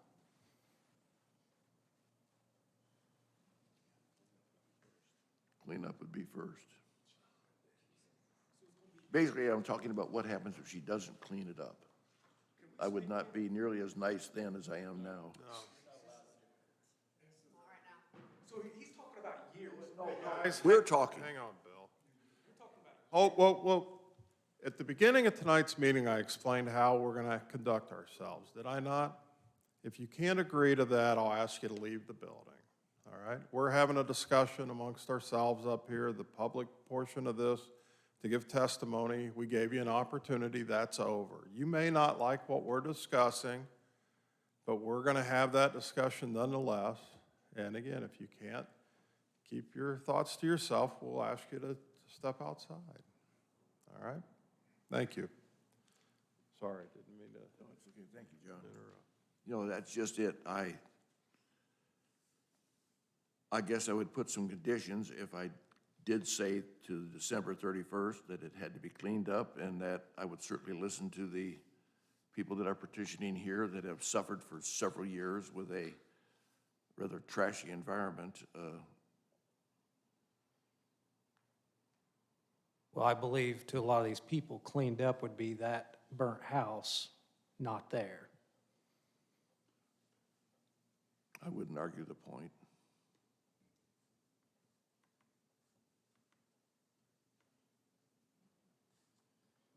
She'll have to use the septic there, wouldn't she? The question, Ms. Parker. We don't have an ordinance on unsafe structures. Is there no county ordinance that requires her to either demolish, improve, do anything, make any changes whatsoever to that burn-up structure? We were saying there's a public nuisance ordinance, but it's more difficult and more challenging to prove. And the language isn't specific to abandoned or burned out structures. Whereas there is state statute that deals with unsafe structures. But again, because of the amount within the county and the resources it would take to address those, the county's not taking steps. You'll see that more in cities than you do in counties, just because of the sheer volume. How many people do we have employed by the county right now doing purely enforcement? One person. Okay. And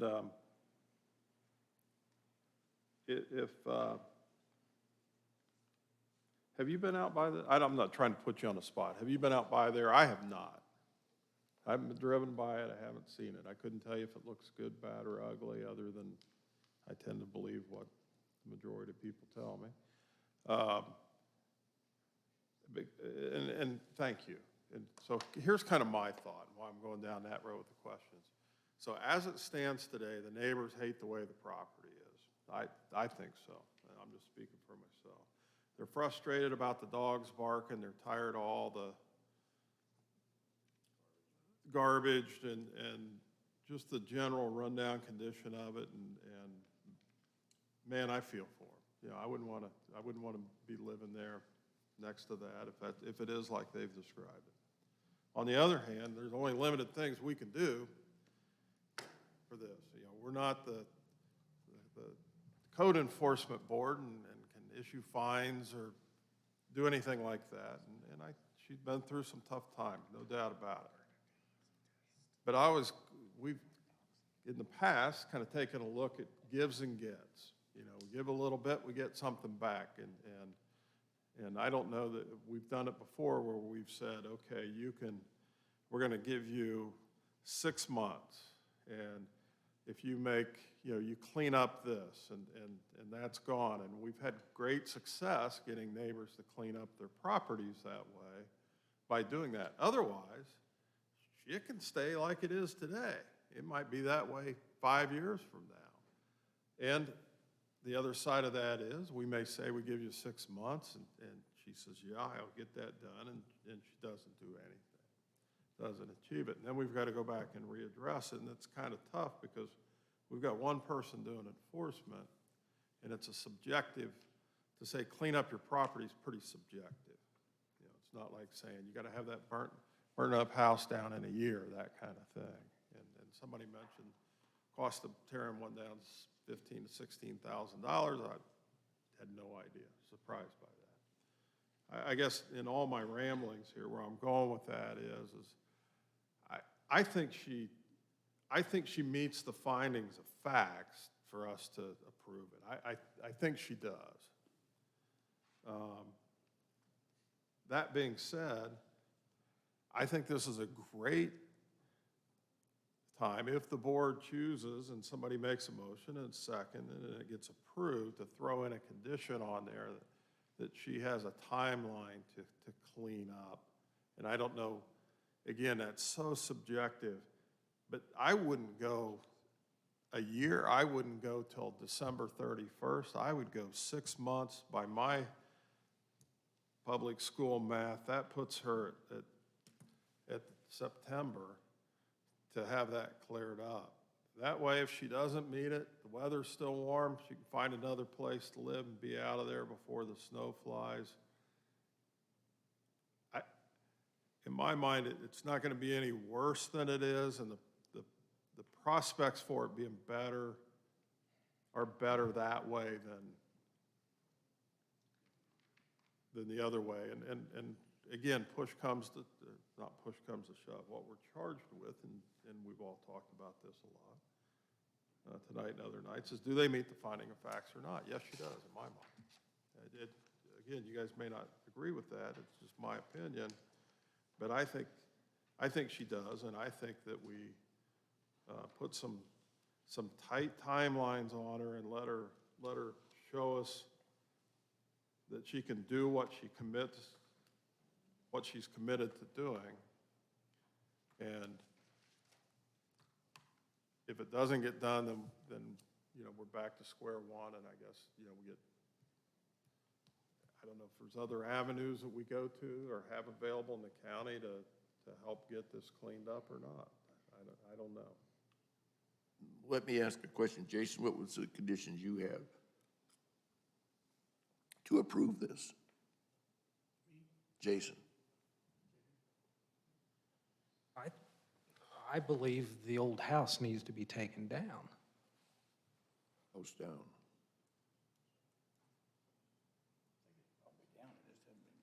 But, yeah, hauled away. Debris removed. Yeah. Removed from the property.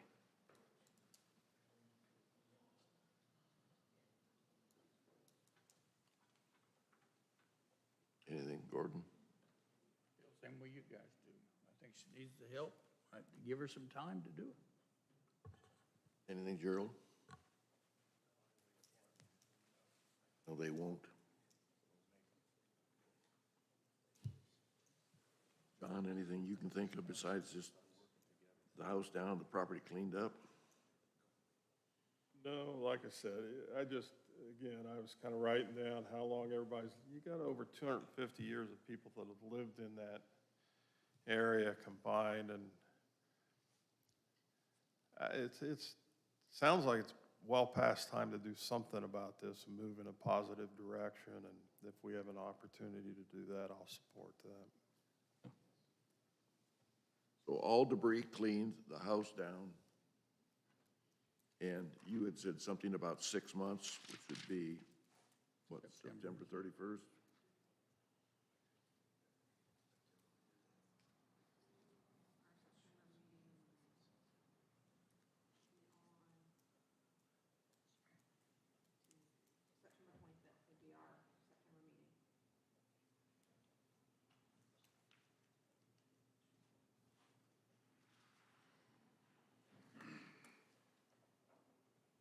And that would be to give her the opportunity to live there until then.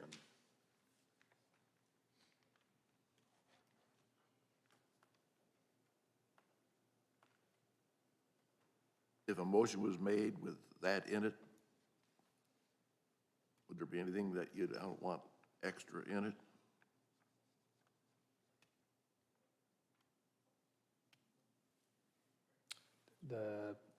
I still think a building permit needs to be pulled by December 31st.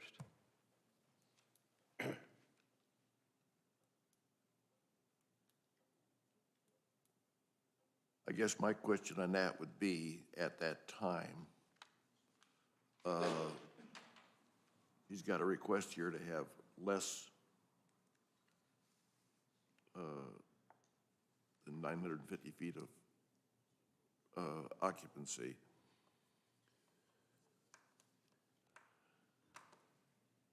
Would we allow her to put a request in then for what she could build and see what everybody thinks without charging her any more money? Could we delay this until then? It's best off just to go ahead if she's for the next, her next request now, so she knows what budget and where she's going. I think that's a good point. Well, I don't think, we And have no idea. to you out there, the alternative is she can do absolutely nothing and it stays the way it is. This is us giving her a chance to do what she said, and that's what we're going to try to, I think we're kind of working towards, because if not, she doesn't have to do anything.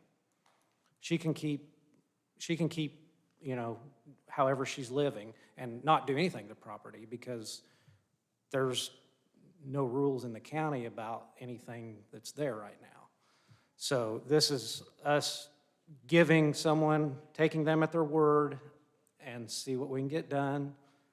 I know you've had to look at it for 2 years, 2.5 years, whatever it's been, but maybe just a little bit longer and it will improve. That's our hope, and that's what kind of we're gonna put our faith in what she's told us. And that's all we can do. So with that. As I recall, when she was up here testifying under oath, she made the statement that she could get that property cleaned up in 30 days other than tearing the house down.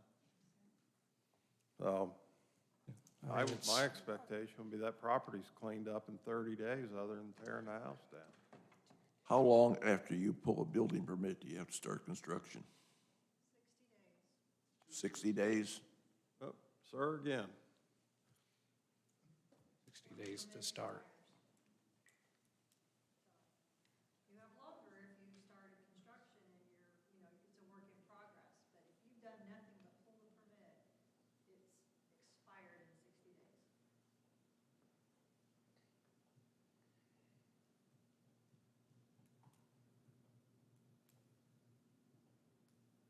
So that means by March 1st, you'd be starting a house in 2024.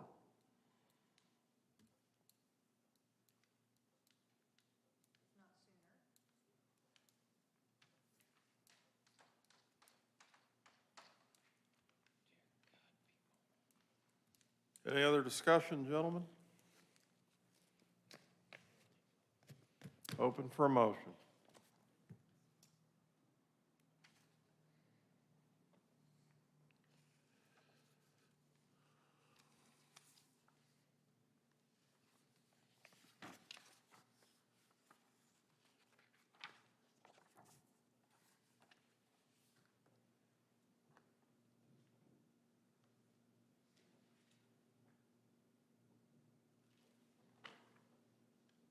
I would hope that somebody would, before second, he would correct anything that I'm not doing quite right.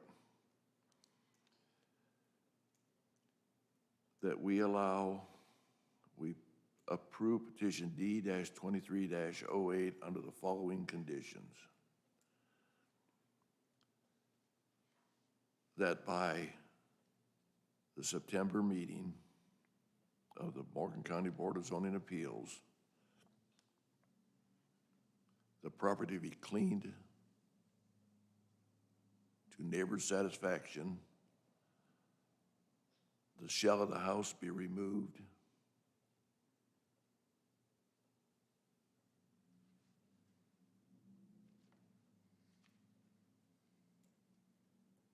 And she be allowed to live in her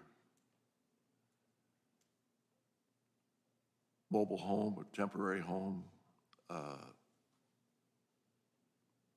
with all hookups to the septic system.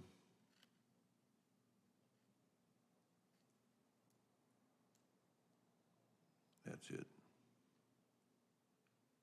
Is she, as a point of clarification, Bill, Yes, please.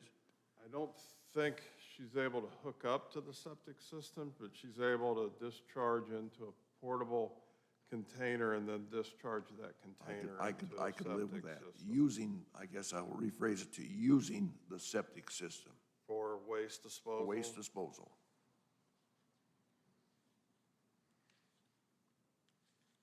All right, so I have a motion to approve with conditions attached. Is there any? I think in your motion, you said cleaned up to the neighbor's satisfaction. Am I correct in that? Yeah, I probably did.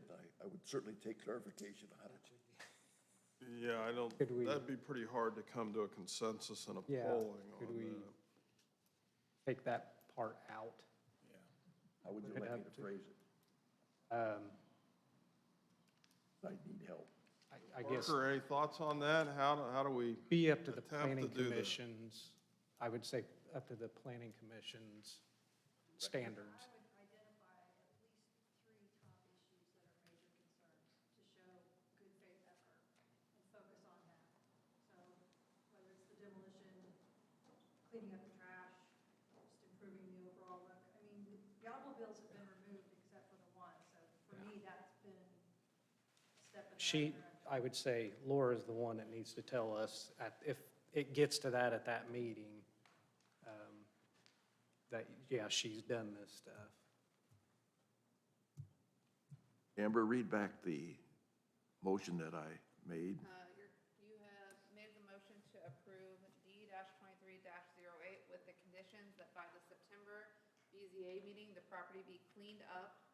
At first you said the neighbors thing, but I don't know how we're gonna address that. But then the shell of the house is to be removed.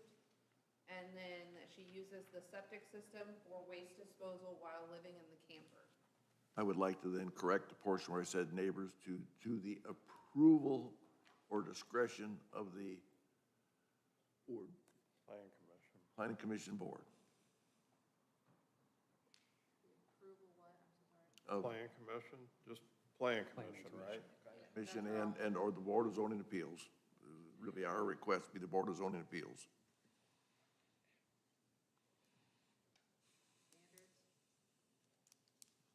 Yes, it would be something that we would adjudicate in our September meeting. All right, I have a motion to approve with conditions. Do I have a second to that motion? I have a second. All in favor, please raise your right hand and say aye. Aye. All right, that is approved.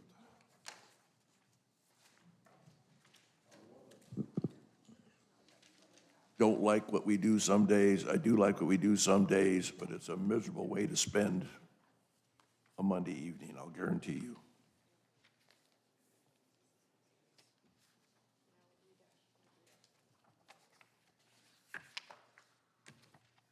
All right, our next item on the agenda this evening is D-23-09, Jessica Knowles seeking a development standard variance to reduce the minimum living area required for, primary dwelling. The property is located at 2975 North Grizzly Lane in Jefferson Township in a zone for ag. And for this application, I have Jessica Knoll, LaDonna Davis, and Elisa Bolzer signed up in support of. 8 folks signed up in opposition to. No one signed up as an interested party. Again, same thing applies here. We're not rehashing what we just heard. We wanted to speak to the reduction in living space that she is requesting a variance for. So we're going to limit, again, on 2 minutes. Jessica, you got 5 minutes to present your argument to the board to approve this, or your request, I should say. So this is kind of short and sweet, guys. 950 square feet for, Name and address. oh, I'm so for her. sorry, Jessica Noel, 2975 North Grizzly Lane. Thank you. Sorry. This one is just square footage. I don't need 950 square feet. I plan on using the existing foundation to the modular that is currently out there. Once I remove everything, it's going to be the most cost-effective way for me to rebuild. I do not want to, if at all possible, I don't want 950 square feet. I don't want to have to clean it, first of all. But cost-effectively, I can build a lot cheaper if I can do less footage. 500 is really, really small the more I look at that when I've looked into building plans. So I'm probably thinking more along the lines between 600 and 700 square foot. I need a bathroom, a living room, and a kitchen. I don't need much. Thank you. So are you talking about so we're all on the same page here, is this going to be a stick-built house with a foundation? We're not talking about a mobile home? No, no, not at this time. I don't want to put a trailer out there. I would like to have a stick-built house. Okay. Gentlemen, questions from the board? You're rather ambiguous on the amount of square feet. What would you agree to be the minimum square feet that you would build, with 950 feet being the standard? The absolute minimum would be. That we would put in a motion that you would build. The absolute minimum put in motion would be 600 square feet, would be reasonable for me. How much? 600. If I went bigger, that's not going to affect it, right?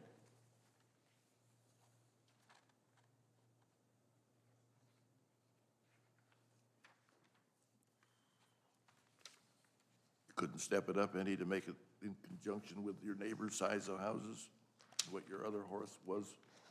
How many square feet was in your other house? I believe 1,400 square feet. It might have been bigger. I'm not a. How many? Maybe 1,400 square feet. That was a 3-bedroom, 2 baths. Like, to be in conjunction with everybody else, there's no possible way I could, if you guys denied me and I had to do 950, I'm going to figure out how to do 950. But then I might actually have to go back to a modular at that point. Because, again, stick-built houses aren't cheap either, and I'm trying to save.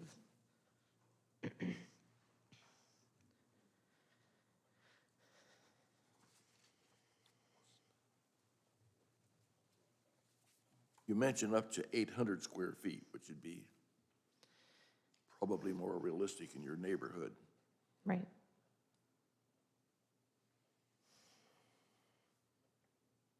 Would you build it on the foundation of the other house? Yes, sir. Yeah, it's like $10,000 to $12,000 to redo a foundation. So if I have one existing, just tearing the structure off already, which is required, that's exactly where I'm going to go. So The other foundation's still viable? absolutely.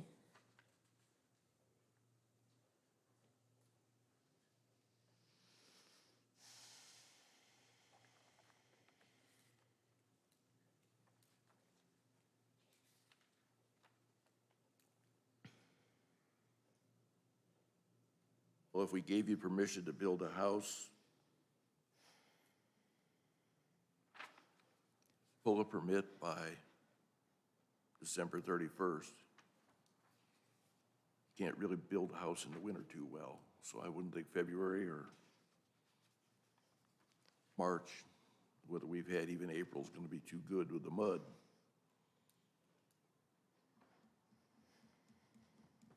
When do we grant this building permit? Or when do you ask for it?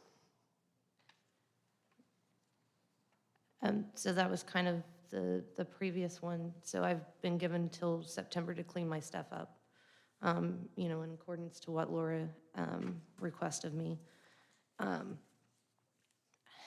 I can't really say. I mean, if I pull it in September, I'm financially still not going to be able to. I'm not going to pretend like I'm magically going to come into money and win the lottery overnight. That's not the expectation here. I mean, I don't want to set up the standards and then you guys grant something for me by December 31st. I pull my permit and then have it done, but I'm not going to be able to do it at that point. I mean, realistically, I would like to pull the building permit probably February, maybe March. It's raining season, but if I already have the foundation, it's not like they're pouring a slab or anything at this point. We're starting to build the frame, which can get wet and be built during, you know, a little bit rougher conditions, but the weather will be breaking at that point, so it's spring, which means that I would need to be able, or granted at that time, to live in the camper longer,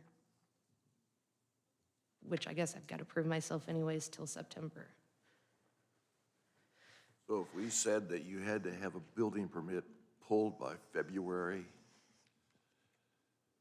end of February 2024, and if you didn't, you had to leave your camper immediately? Yes, sir. And of course, by now, you're going to have it all cleaned up and raring to go. Yes, sir. That's all the questions I have. Thank you. Gentlemen, other questions? Do you know what size your current foundation is? I don't, honestly. Like I said, I think it was around 1,400 square feet was the original house that sat on the property, but I'm not 100%.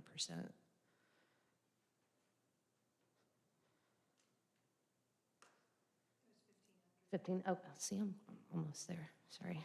What'd you say? Clarify your last statement. Two of the guys up here said they didn't understand what you said. It's 1,500 square feet, Laura confirmed. It's 1,500 square feet is what the foundation currently is. That was what the previous home was. Thank you. Yes, sir. Gentlemen, any other questions? What kind of foundation was the old house? It was a modular on a foundation, so Block or? there's block. I do know that, like 3 block high. I think it was sitting on a metal frame. I don't know. It's a modular. I don't know. I'm sorry, I don't know what the beams are that are underneath of it. I'm sure that the foundation has been sitting there. It's going to need some work before I go trying to throw something up on there. So. Whenever you Yes, go sir. to tear down the other one, Yes, you'll be lucky if you don't knock blocks down. gotcha. Okay. I'm just No. telling you. Honestly, I've never done this before, so, I mean, is it fixable? I'm sorry, I guess I'm not supposed to ask questions. Any other questions, gentlemen? Nope, thank you very much. Thank you, guys. All right, LaDonna Davis, did you want to speak? Thank you. Alicia? Thank you. Dan Cantrell?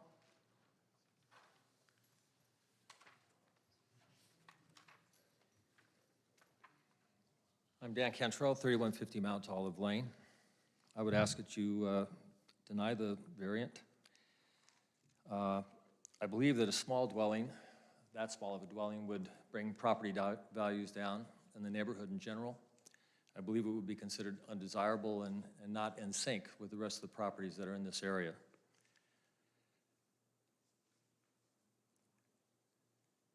Thank you. Gentlemen, any questions? How, an estimate, that's all I can ask. What would you say the average size house is in this area, or this neighborhood? We have homes that would be, I'm sure, between 1,500 square feet and probably 4,000 square feet. It's a high mix of newer and older homes. That's all I have. Any other questions, gentlemen? No, thank you. I would ask that you make note of the last line on the finding of facts from the staff recommendation, should you move forward on this. Thank you. John Wall?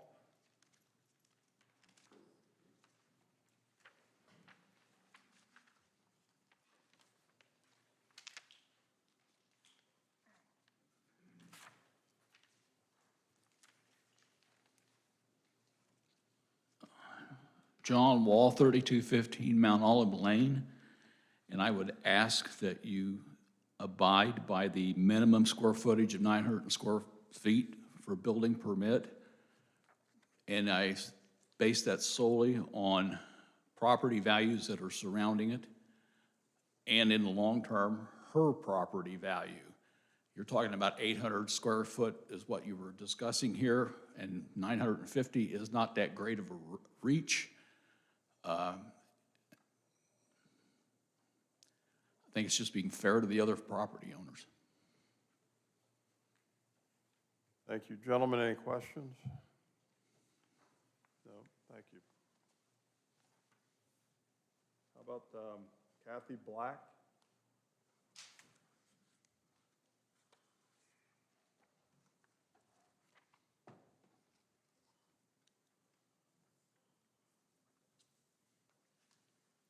Kathy Black, 2761 West Grizzly Trail. There is great concern that any variance that allows Ms. Noel to build a home under the normally required square footage will result in what now exists on the property. A structure the size of a yard shed with clothes, junk, and other tarps on the porch. This is not at all about ill will or a desire to cast aspirations toward Miss Noel. While we have tried to extend compassion over the past 27 months, this is not about just one person. This is an issue for all property owners. And we respectfully request that this variance be denied and that all existing codes be adhered to, including timeframes for completion. Thank you. Thank you. Gentlemen, any questions? I do. No? Thank you. Robert Black? Thank you. Martin? Thank you.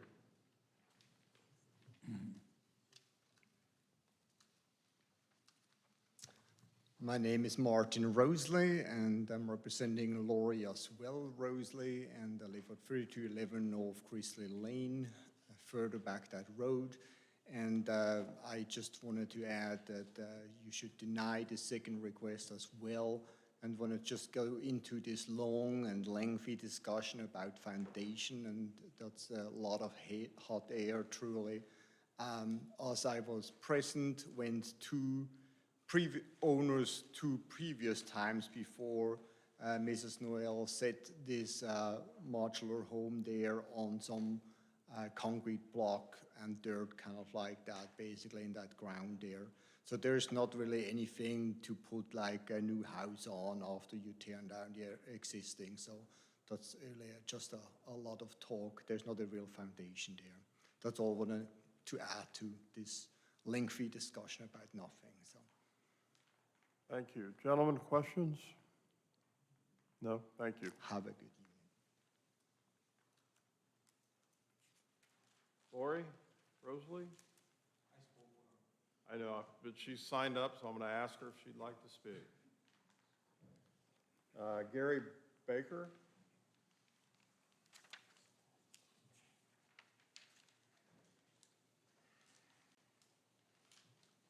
Gary Baker, 3210 Mount Olive Lane, Martinsville. I just ask that you follow your own rules, 900 square feet.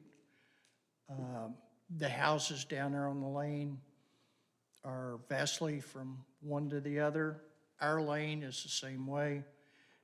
But I just think it hurts the bigger houses when you put a very small house in like that. Like everybody says, it's property values. It's what we all care about. So that's it. Questions? Questions, gentlemen? No. Thank you. Todd Terry?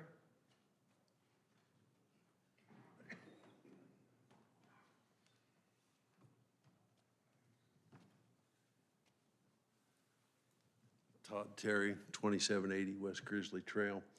My question is this. When this whole subdivision was created, there is a set of covenants that Mr. Peden actually put together that I believe has a minimum square footage of 1,200. I can't verify that tonight, but my question is, can you guys overrule our covenants that already set the square footage, minimum square footage for a house? So under that basis, I'd like to see this permit denied. Thank you. Any questions, gentlemen? Yeah, you have a homeowners association there with covenants? No, sir. We have a set of covenants, a set of covenants that was written for the whole subdivision. And how long have they been in existence? 20-some years, I believe. Okay. And then, like I said, I don't know the exact square footage, but I think I remember it being 1,200. So my question is can you guys override our covenants just because somebody wants to build something smaller? That would be a question our attorney would have to answer. You can neither enforce the covenants nor take any action with regard to covenants. You're bound by the ordinance. Thank you. Thank you. Marcy Terry? No? Dan Cox?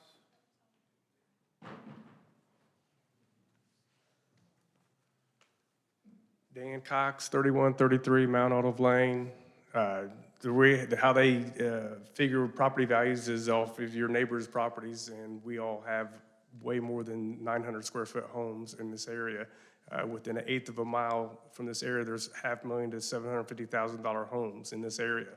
And she's wanting to bring the value of everybody else's houses down by building a 600, 700, 800 square foot house, which is not adequate in my mind when other houses in that area, and we have rules, 900 square feet is what it should be. And if she can build an 800 square foot house, she should be able to build a 900 square foot house. It can't be that much more money. That's it. Thank you. Gentlemen, any questions? No, thank you. Katrina Cox? Thank you. William Smith? Thank you. All right, did I miss anyone? No? All right, thank you very much. At this point, we end our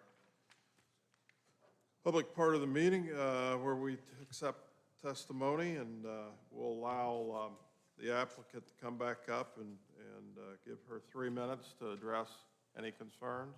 No? All right. Thank you. So for this application, I already read some of it earlier. I don't want to bore you, but I do feel obligated to read this. So for the proposed use variance, the applicant has written, when I'm able to pull my building permit to rebuild, I would like permission to rebuild under to current zoning ordinance of 950 square feet of living space. I'd also like to build only 500 to 800 feet of space. As it is myself only, and I do not need or want 950 square feet. Under number 2, 2.1, the statement is the approval will not be injurious to the public health, safety, morals, and general welfare of the community. The applicant indicates that's a true statement and says I would obviously abide by the laws and ensure I built only approved and executed plans to ensure safety is met and all septic and electrical is properly installed. Under 2.2, the use and value of the area adjacent to the property included in the variance will not be affected in a substantially adverse manner. The applicant indicates that's true. She states me building a smaller home would not bring down property values and will be easier for me to maintain. Also, I will have removed my burnt home to bring up the property value. Under 2.3, the statement is a strict application of the terms of the ordinance will result in practical difficulties in the use of the property.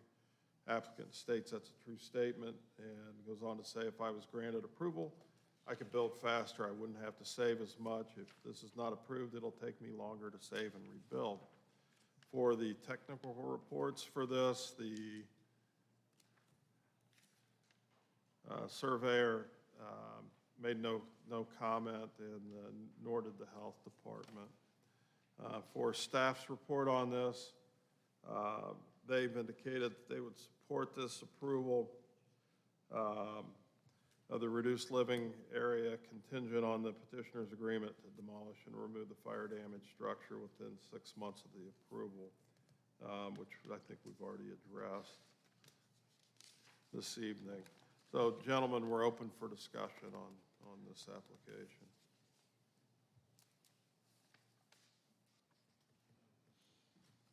Well, after listening to their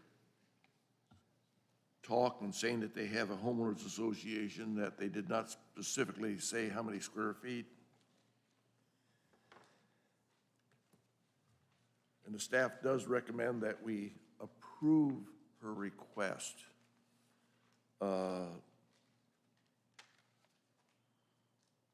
And I understand that building the smallest house in a nice neighborhood improves your property values, but certainly doesn't help anybody else's.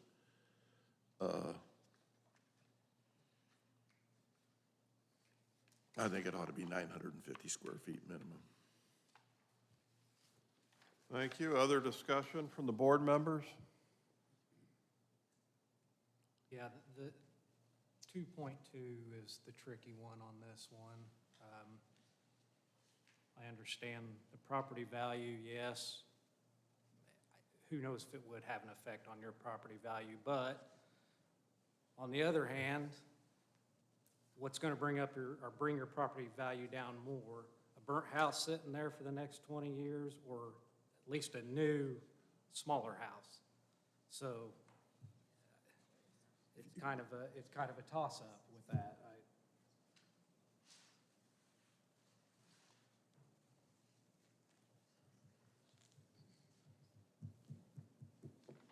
Yeah, I agree. I circled 2.2 as well on this one. And it talks to the value of the adjacent property and agree certainly with your point, Jason, burnout house, smaller house. I think I'm a no on this one, and I would, if the house were back a lane, nobody sees it, I'd say yes. But on this one, I'm a no. I don't think it meets 2.2 in my mind. I don't know, and I don't know, you possibly need an attorney, but with a homeowners association like you have, any way, and like Mr. Maxwell indicated, what's worse, and I don't know.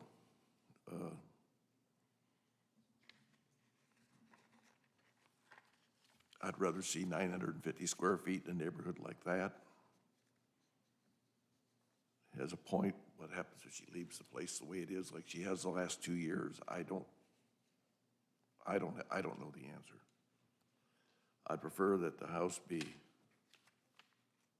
950 square feet.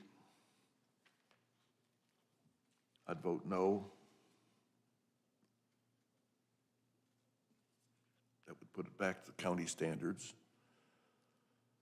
I don't know if they ever signed for your association or not. That I know we cannot enforce homeowners association rules. But I'm just going to request that it be standard 950 square feet minimum. Any other discussion, gentlemen?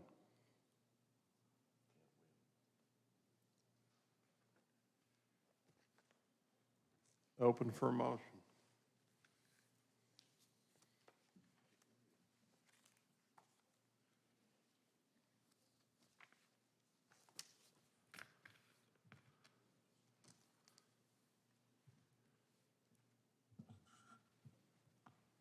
I'll go ahead.